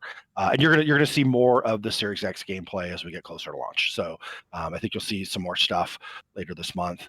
But we also realize hey, you got to developers are, ramping for a new console launch. They're also dealing with the pandemic. So, we're trying to be patient with everybody, but what we're hearing is generally really, really positive things of what we're seeing. Games, how they're the most important thing they're focused on is making sure they deliver the games, on time at quality. And so more marketing assets or more, game assets are kind of a tax on some of those teams. So we're trying to be selective about those and letting them prioritize getting the games done, because we know that, and you've seen them even from the previews of people now showing stuff running and, the benefits of the SSD and the quick resume and all that. And those are all largely before you even see titles that are optimized. So you'll start to see more of the optimized titles. Then you'll start to see more of the, really, built for Series X titles. And it's just going to keep getting better and better. Honestly, man, thanks for coming on. We're not worried about it, but we know that people definitely want to see more of it. And it's definitely on our to-do list. And we'll also be sharing more about our holiday launch lineup as well, which I think will be, the largest lineup in video game history. If you think about it. Aaron, before you go, question. Quick question for you. One more question, guys. God. Of course, yeah. So some people were scouring the net, and they found on the Xbox store Age of the Empire 3, the definitive edition, being listed as crossplay on the Xbox and PC. Do you have any information on that? My guess is that we are bringing Age of Empires 3 DE out. That is probably just some kind of typo or mistake, because that game is being built for the PC. Something on a third party's end, basically. Right. And also, too, I want to ask you, sorry. Here, man. I just want to ask you real quickly, do you think we're going to get how many more waves of Xbox Series X pre-orders are going to go live? Because people are really chomping at the bit to get their hands on it. Yeah, absolutely. That's a good question. And that was one I did expect you guys to ask me. And actually, I talked to the team kind of where we're at. So it's really up to the retailers how they want to manage it. We did a wave of pre-order allocations where we worked to kind of coordinate that all in advance. You want advance, no in advance. And so our retail partners have day one launch inventory. It's up to them how much they want to pre-sell or they want to wait and hold it for day one. My expectation is that they will largely hold most of their inventory for day one, but it's really up to the retailer's decision to make. So what I can say is, launch day inventory is not sold out. There will be more units on launch day. But listen, we're seeing unprecedented demand. We've never seen anything like this. Our retailers have never seen anything like this. So it's exciting, but also we feel for fans that are trying to secure a unit. But I would say be ready for launch day, and then keep an eye out, because it is possible some retailers decide to go something early. But it's really up to them. Nope. It's a good feeling to probably be where you guys are at. No more questions. Also, Aaron, again, when you guys doubled down and said 60 standard for Series X, we want to do better frame rates. That was a very, very big deal to us and a lot of the fans out there. It separates, this upcoming gen from the last for a lot of people.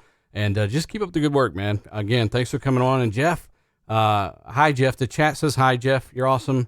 And thanks for, Jeff, you're a good police officer. He said hi back. I seen his mullet in Larry's podcast one day, and he shaved it. But again, hi to Rubes and Aaron, and thank you guys for what you do, man. And everyone, say bye to Aaron and Jeff. We gotta let them go. They've been such good sports. Yeah, I'm just appreciative that he knows my videos. I'm like, what? Told you. Cool. Aaron knows everyone. He knows everyone. Got a little crystal ball. I try. No, I love his passion. Seriously, it's awesome, and I love seeing just you guys in chat. And you often say a lot of things on Twitter that I wish I could say. So it's just super. I bet you were sitting there listening to us all like, you want to see gameplay? Huh? There's an announcement next week. You idiots. It's all good. No, we love what we do. It's a privilege, and to have fans like you, just makes it all worth the while. So seriously, thanks for all you do and all your passion. And you set the bar. You're tough on us. You set the bar high, and we will keep striving to deliver for you every week, every month. And it's going to be excited. We're almost there. We're a month away, right? Thank you very much, sir. We appreciate it.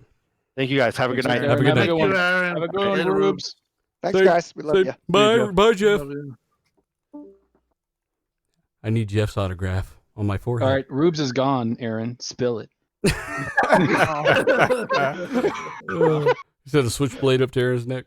Was that 40 minutes, Dealer? I'm sure he was messaging you in the background telling you one more question. I don't know. If he was, I wouldn't look. I was watching this damn Fight Night gameplay. It's just fire. Hey, chat. Sorry, we couldn't stop and answer your questions right there. We have so much time with Aaron Greenberg. He's a rock star. Yeah.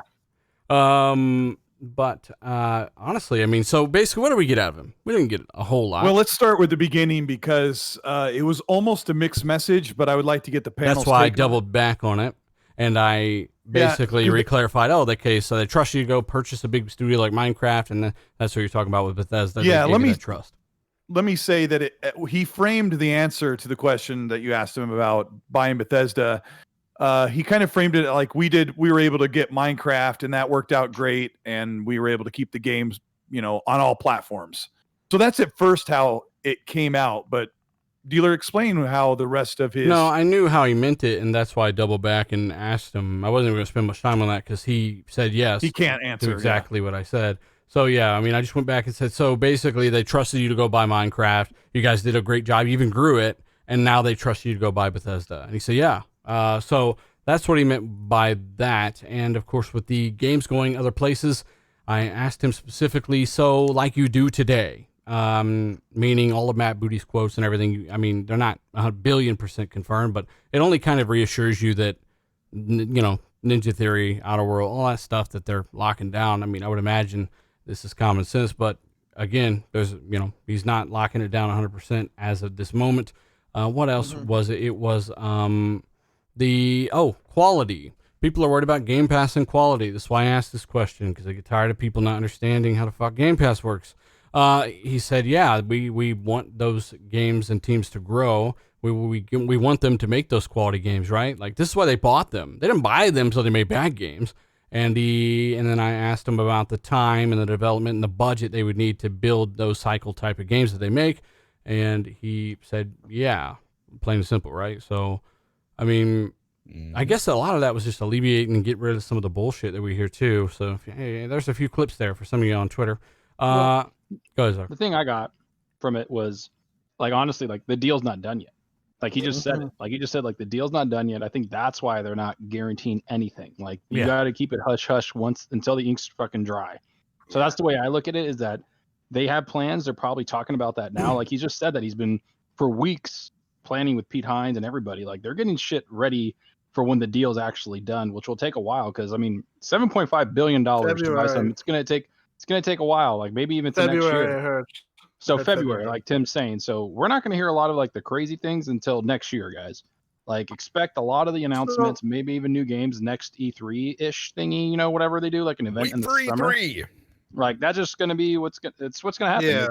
They can't guarantee things, and they're not going to until it's done. Yeah. Well, at least Aaron's not. When they have like the police officer there, like Rubes, that they do not want certain things said. And I think, listen, he's going to reiterate what Phil said. He didn't ask me not to ask him any. I mean, if he would have asked me not to, I would have told the chat, I can't ask about that.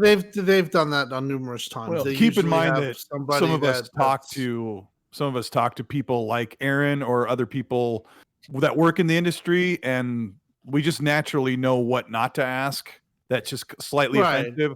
Like someone said, why didn't you ask him about the overheating thing? That would be a ridiculous, kind of an obnoxious. Aaron, what do you think about that? We already covered it. We already covered that. I already got word. But my point is that, he reiterated what Phil said. And I think that, for the most part, you're going to see exclusive games. Like, again, but I don't think they want to pigeonhole themselves into one position, because like a game like the ZeniMax Online game, which is an MMO, that game I could see possibly going to PlayStation 5. But if they let everything go to PlayStation 5, that's not smart. That's not smart business in my opinion. No, they're not going to do that. That's why I said case by case. Exactly. He's not going to overextend what Phil said. Dr. Doom, you want me to ask him the social security number, man? Come on. So does that mean I get to take back my L? No, you get to keep that forever.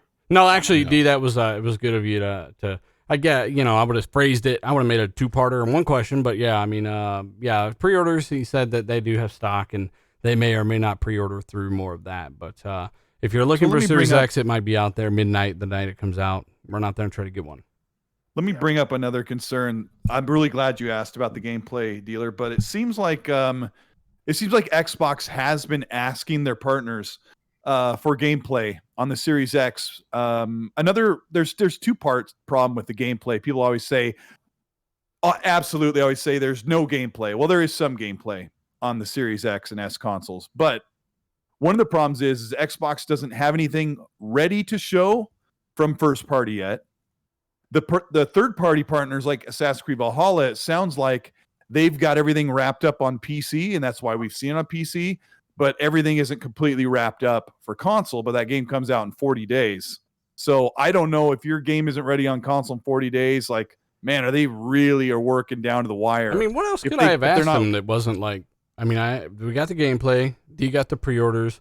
We asked about the quality. People are talking about how Bethesda's quality is going to go down. All this quality is going to go down. I wanted to ask him about giving the consoles out a month and a half before release to people. Really like all that. I wanted to ask him, but we didn't have time. I wanted to personally. I'm just saying stuff that would affect everybody. Stuff that we asked him about the dealer and to be honest, that's why I asked about the $70 price tag, because I have friends out there. Like, shout out to Ramon Terrell on Twitter. I mean, he even told me that he's not interested in Game Pass, but he buys Xbox games, and this would affect him and millions others like him. Yeah. I think what you take from that answer of what Aaron did was $60 game. It was a lot of corporate speak and a lot of dancing a little bit here and there. But I think the thing is in the end, if you look, well, maybe at he doesn't pricing, really know. Fonz. No. But if you look at the current pricing, guys, if you look at the current pricing, if you look up on Amazon right now, all the tentative prices for Xbox One games or Series X games are $59.99. And basically, but that could always change. But I just wanted to get an answer. And I think in a round of questions, I got a little bit of an answer about them wanting to do right by consumers. But at the same time, I just wanted to end it with, yes, it would affect a lot of people. I mean, they already know people don't want game prices raised. Like, you don't even got to harp on that kind of stuff. But I mean, it was a good question to ask. With them having Game Pass, though, they don't need to charge that extra $10 for those games, because they're going to make a lot of money on that. It doesn't really matter. It's like watching a Netflix show, then having it go on Blu-ray, then buying it there. It's like you could watch it on Netflix or buy it anywhere. That's the whole point of like the options that they give of Game Pass. That to me, the price matters on PlayStation, because that's all I'm buying is their exclusives, and I can't get them any other way except buying them that way. For Xbox, it's like Game Pass. Like, honestly, if you're like, I know, like, it's not shoving it down your throat. Like, Game Pass is just a damn good deal. Like, in general, like, if you don't have it as a gamer, like, you're missing out. Like, legitimately, like, you are actually missing out. It's not something that you can just walk by and not really subscribe to anymore. Wow. Like coin 420. He tells me to shut up, Fonz. They won't raise the prices. Really? No, shut up. Okay. No, what I got from Aaron was that it doesn't seem like they have any plan to go $70 standard for games. And he didn't want to throw PlayStation under the bus and 2K and people like that, who are obviously decided that 70 is the new standard, but it isn't the new standard. Why? Like, Ubisoft is a huge company, and they're putting what? Why is it that people get so insulted that I try to ask these companies not to overcharge us? It's so weird. Yeah, some moron. But I can tell you one thing, that it ain't just one moron, though. There's but it's an obvious moron. You asked a very good question, a consumer question that makes a lot of sense. And I can tell you this much: Xbox did not. They were blindsided when they saw $70. So if that tells you something, that tells you something right there. They didn't think that Sony was going to go $70. They had no idea. But from what I was told, that's the way they're subsidizing the digital edition. Yeah. So it looks like I think you'll really get your answer if Halo comes out and say August or March or whatever, and it's $60. There you go. Yeah, it's currently listed at 60. So right, I don't see them having $70 games. I truly don't. No, we would have seen it already. Well, the variable is third party. They have to subsidize the PlayStation 5, and I said that. I said they can offer the price at $399, and most people thought I was crazy, but I said they could do that because they're going to try to get you back on the games, and they're going to get you back on the games on the digital version, because you have to buy them directly from them, and that's what they're doing. And the digital version is a really popular version. Most of the hardcore guys say that they want the digital version. Now all of a sudden they're for all digital. It's weird. Yeah, good luck. Good luck finding one. Yeah, I know it's impossible. Yeah. It's I usually don't talk like this, but I think it's pretentious of PlayStation to just raise the bar for their fans and say we're worth $70. And they even raised it on the PS4. Fonz pointed out that it was $10 more for the PS4 version of Spider-Man, of Miles Morales. Like, and I hate to say that game runs on PS4. Sony's PlayStation is so big that if they continue, and they will move more third party because dealer says the variable is in third party. More third party developers will say, hey, we can make 10 more bucks on every unit. And publishers don't look at games for gamers or how many people play them. They look at their units, their pegs on a board. And if they look at the numbers and they crunch them and like the 10 more bucks per unit is going to make them a bunch more money, they'll just change to the $70 model, and eventually Xbox will follow suit. It's kind of crappy. Yeah, I want to give a shout out to everybody watching right now. By the way, everybody tuned in during the Greenberg questions, and I think honestly, I think the little things that we did get might be a little more reassuring. We recap those, just doubling down on what they're kind of already doing with their exclusives. The gameplay stuff he did confirm will be coming later this month for Series X. And it was almost kind of like he realized, like, whoa, yeah, we really haven't shown big AAA games on that thing yet. That's something we've been very vocal about. These pre-order questions, they will have more the night of launch, and some stores might pre-order or pre-sale through a lot of those. Fonz's question, more expensive games, which is totally obviously logical. So if you're insulting somebody over a question like that, stop damage controlling every fucking thing, You have people out here that are literally already saying they're proud to pay an extra $10 for next-gen those graphics. people don't understand what the fuck they're talking about, because those graphics come right down from the already existing PC version. Those people can just shut the fuck up, because you don't know what you're talking about. Yeah, imagine if you've got like a little the fucking PC version of Godfall that looks better than the PS5 version is $10 cheaper. Yeah. So trust me, they're making money. Their books tell you the story. Don't worry about anything else. The numbers are right there. The $6 trillion they made off microtransactions, all this stupid shit. Billion. I'm exaggerating, but they make a lot of money. Hardware. $6 trillion this week from socks. Microtransactions can buy any. You know what I'm saying, though? The books tell the story. Hardware dictates the price increase, not software. So if you want better graphics, you buy better hardware or newer hardware that costs more money. You don't pay more money for a game, and this is the reason why. That you're not paying for enhancements. You're not paying for games to be enhanced with the hardware. So when they do this they're thing, where bringing they screw free to around play, back and all this free to play skins, $20 skins in a $60 game. Trust me, the game prices have gone up. You just haven't noticed. Yeah. DLC alone. Why do you think they started pumping up DLC? That was their way of raising the prices on the 360. So again, they found their margins. They know what they're doing. Trust me, I'm pretty sure they can count higher than us. They know what the fuck they're doing. So don't got to worry about a $10 price hike. The books say it all. If it didn't sell a lot, well, who knows what the problem was. Marketing, quality. There's a ton of things, but you can't blame the price of the game. Let me some of the most successful, some of the most profitable games are fucking free.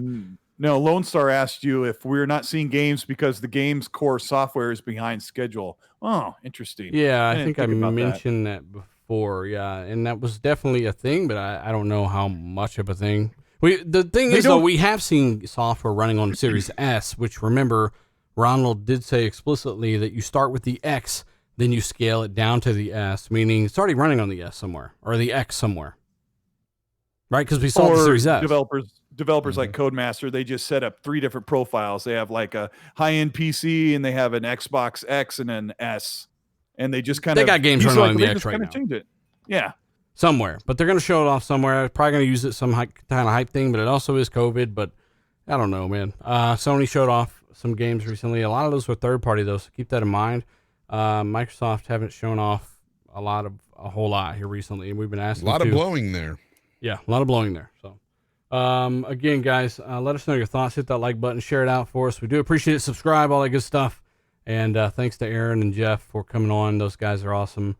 We still got a few little interesting topics to go through, by the way. Let me see what time it is. Yeah, we got a few minutes here. By the way, there are, did you hear about this, Fonz? There are, the ESRB apparently leaked the Doom, not the Doom, even though Doom is getting a patch, but the Series X patches for Wolfenstein, Dishonored, and Prey. You're basically getting the PC versions of those. For Series X. Yeah, I saw those. People were kind of complaining to me about them, saying, why are they charging $80 for 2 games? And we're complaining about a $20 remaster for Spider-Man. And I'm like, well, you know what? I don't know. But if you had the original game, will they just get patched? Oh, I don't know.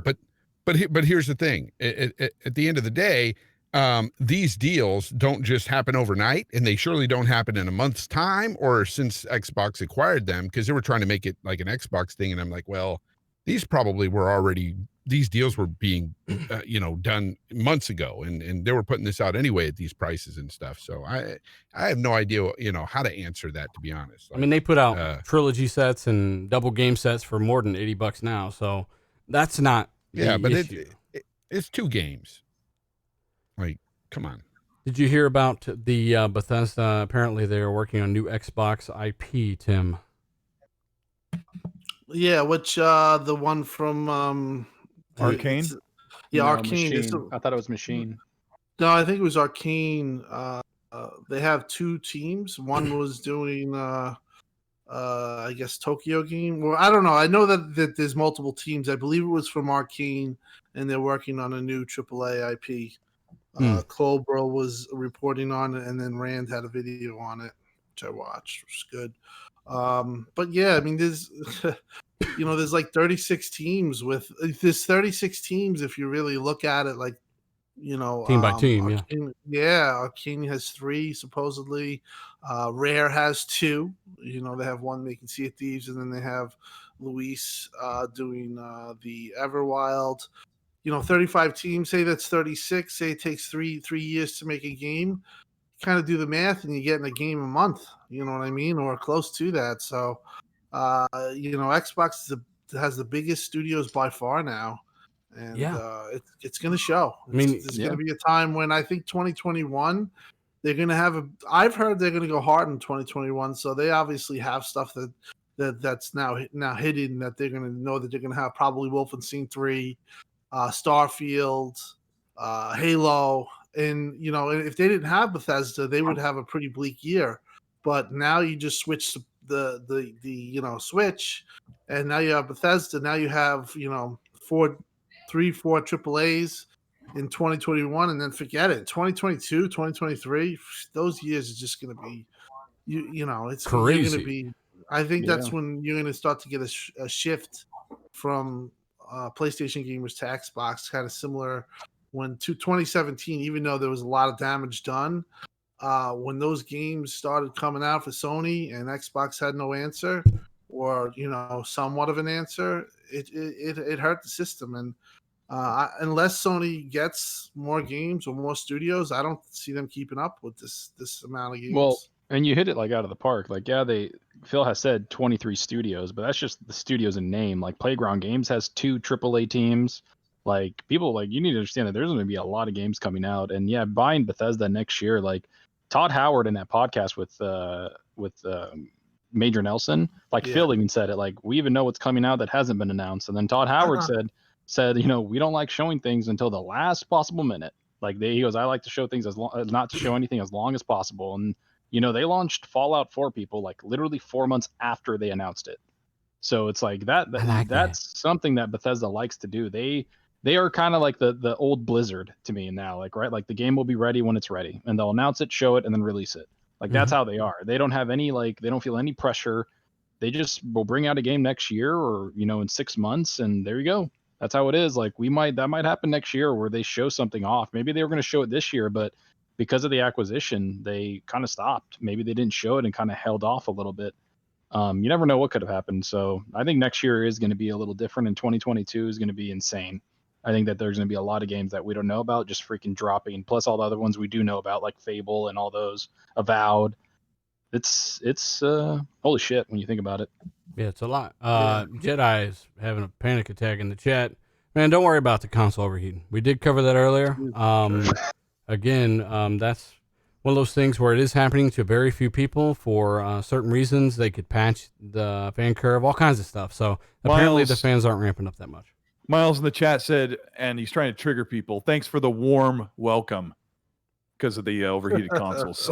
No, hey, Miles, welcome to the show. Miles, stop it, Miles.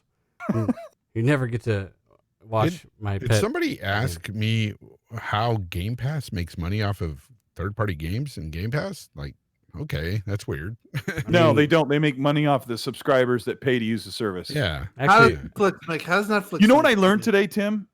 I learned that fanboys are neither design experts, engineers, or business or marketing professionals. I learned that today. Wow. Because they don't understand engineering, they don't understand thermodynamics, they don't understand Why are you going business hard right and now? marketing. Huh? Ooh. No, it's just honestly. Colt enjoyed killing someone earlier. He wants more. Yeah. Yeah. No, I He mean, smells listen. blood. You just honestly, I kind of laugh at some of the stuff. If there's a reason to be alarmed, I would tell people. And like I said, wait for the professionals. Wait for Digital Foundry. Wait for people who actually can test. I'll know stuff. there's a problem when Rand makes a video about it. I mean, at the end of the See you in day, 20 minutes. at the end of the day, if they start saying there's an issue, then I would worry. Other than that, just don't listen to stupid fanboys.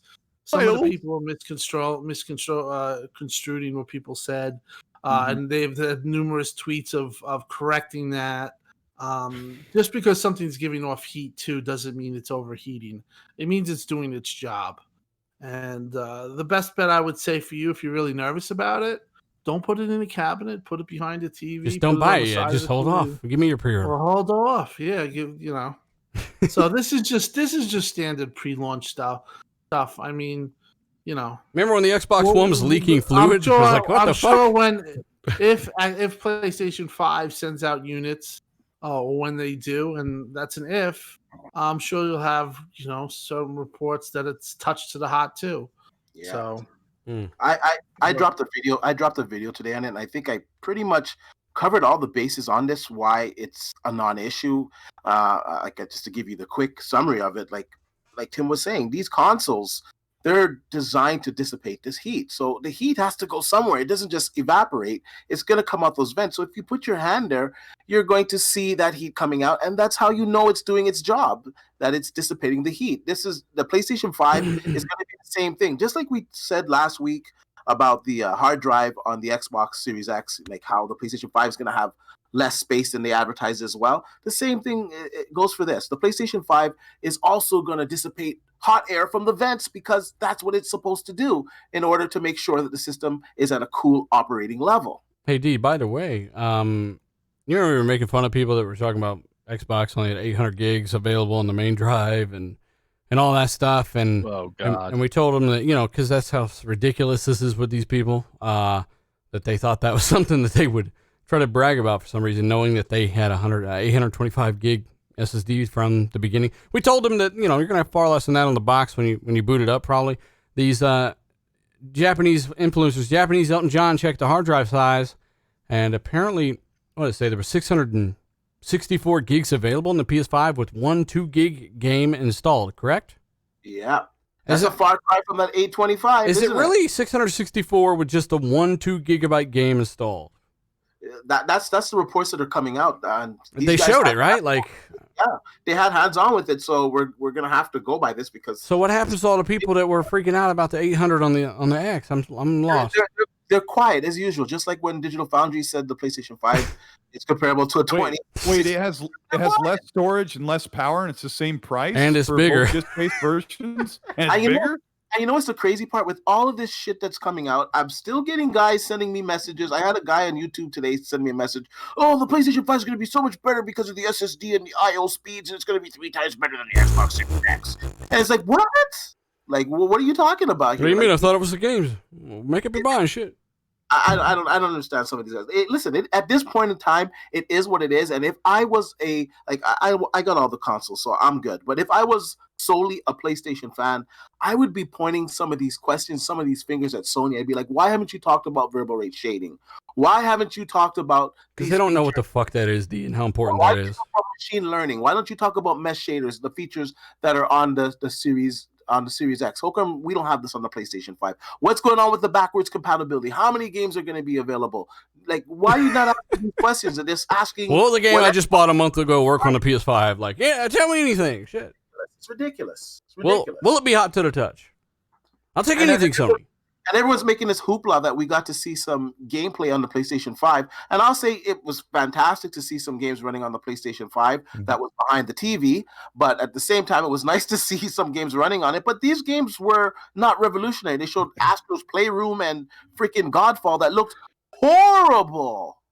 horrible. I wouldn't say it looked horrible, but it doesn't look great to me. It doesn't look next gen. It looked bad. It looked like a free-to-play game. It looked bad. D, I want to follow it up with what you were saying about the dissipation, the heat dissipation on top of the, where the vents are.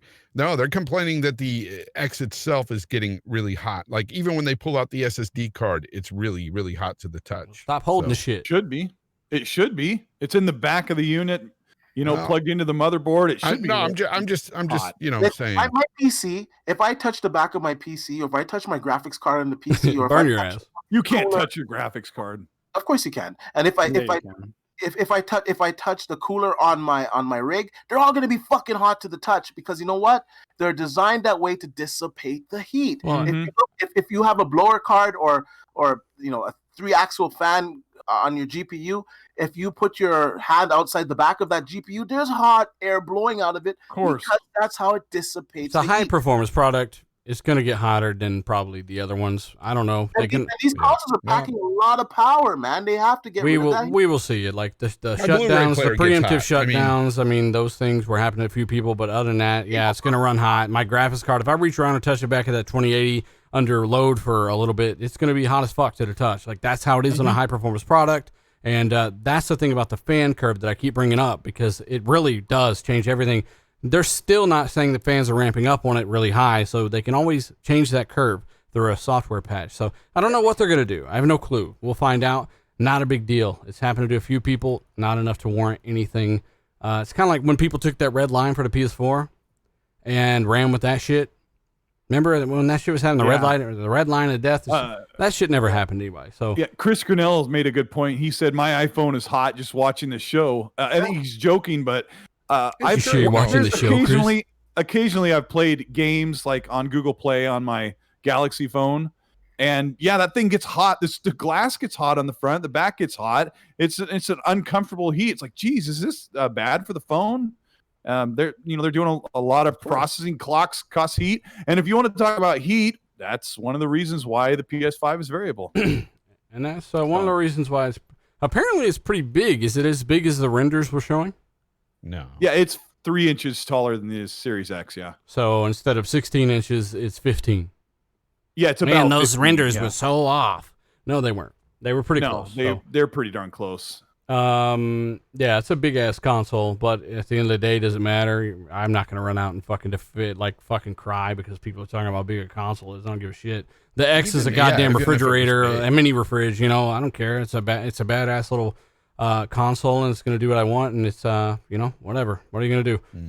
By the way, they you got, apparently, according to these Japanese previewers, 664 gigabytes on that very expensive PS5 SSD that's going to change the game for every game that's built for a mechanical drive on the PC as well. Only 600? I thought it was 664. 664. That's according to the Japanese preview. So you get one Call of Duty game on there. You can get Red Dead and Butt Snacks.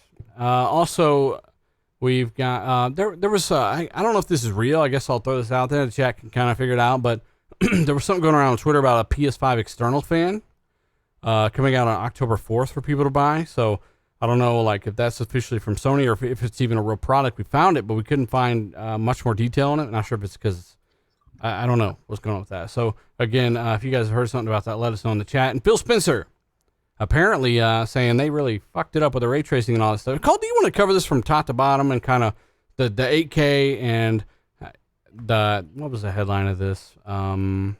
It was they really spun this hard. It was that Metro site or something like that. I can't remember what site it was. The headline was Phil Spencer says that ray tracing has failed. Hang on. Yeah, get it for me. Basically, what they did is they took an article from PC Gamer that was talking to a developer working on games for PC, and then he asked Phil Spencer about ray tracing on consoles, and they mixed all of that into one clickbait headline. So they made it sound like Phil Spencer said that ray tracing was failing on console. Here it is, but that's not what he said. Read the headline for me, dealer. And who's it from? One sec. Metro. Please. Metro. It says. Yep, I got that right. It says what the fuck?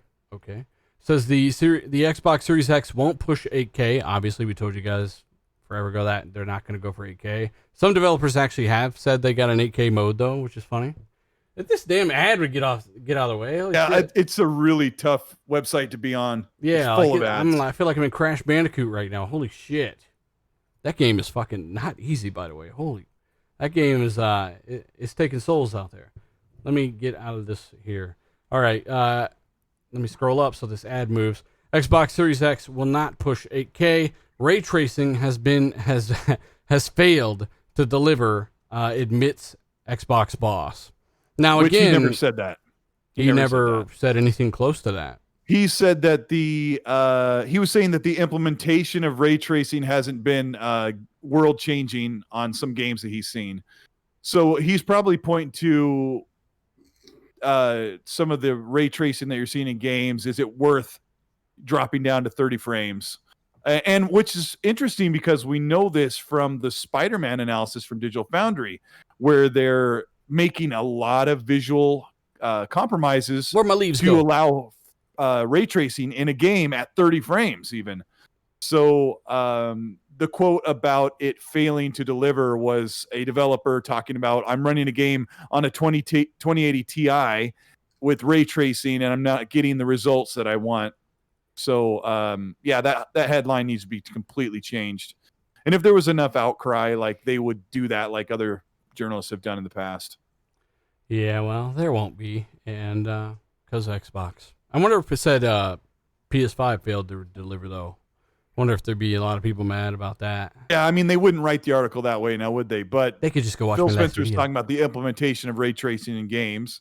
Yeah. And I've looked at, they partnered with Watch Dogs Legions, and I've looked at that game many times, and I'm like, it has ray tracing, and I guess I'm not blown away by how it looks, and it's run at 30 frames.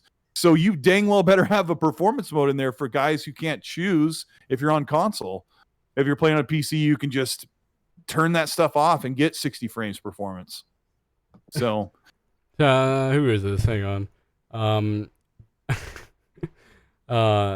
JU knows.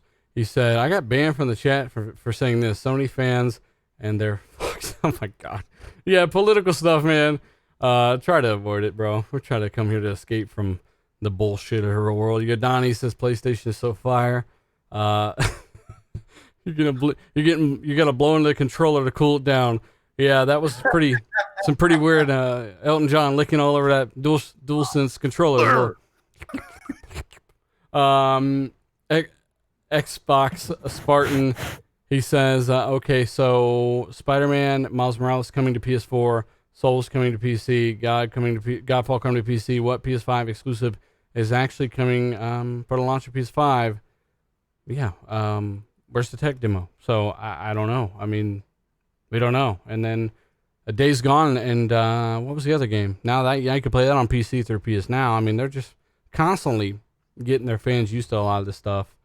Also, we've got Dante. Shout out to you, buddy. He says, great show tonight and great questions for Aaron Greenberg from the panel. Appreciate the work that you guys do. Keep rocking RDX. Do appreciate it, man. Keep showing up. We do appreciate you.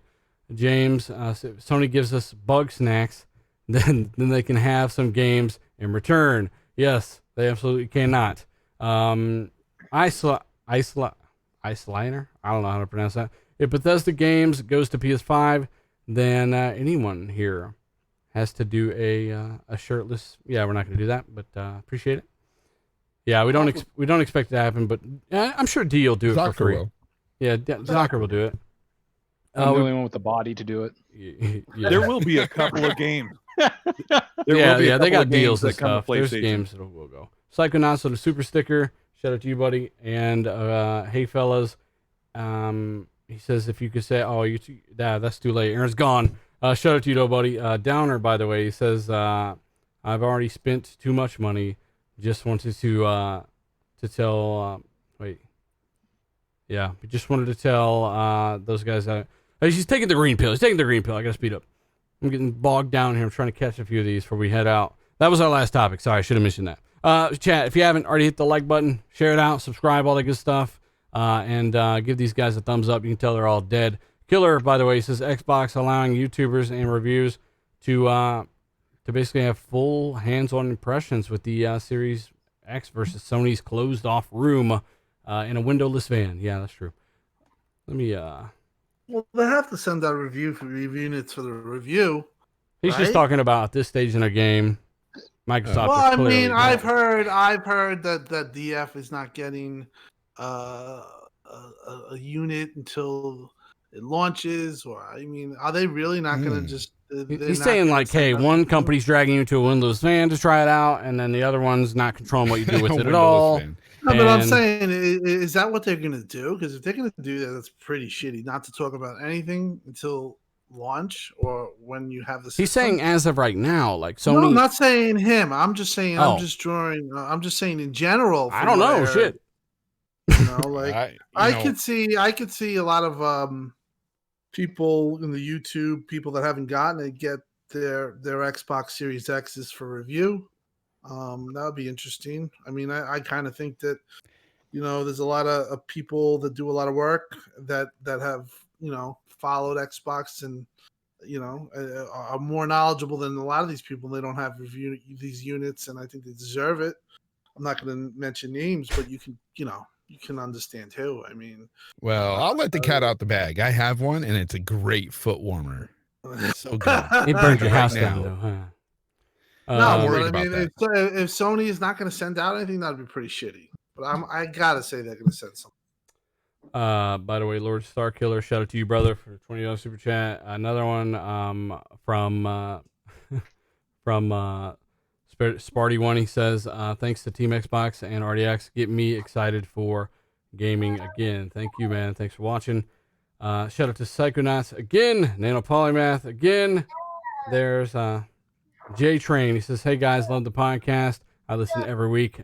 Now I keep up with the great work that you guys do. He says, wondering if you guys or Aaron's gone specifically knows if we will be able to pre-order. So that was D's question there. You got the best we can get out of him.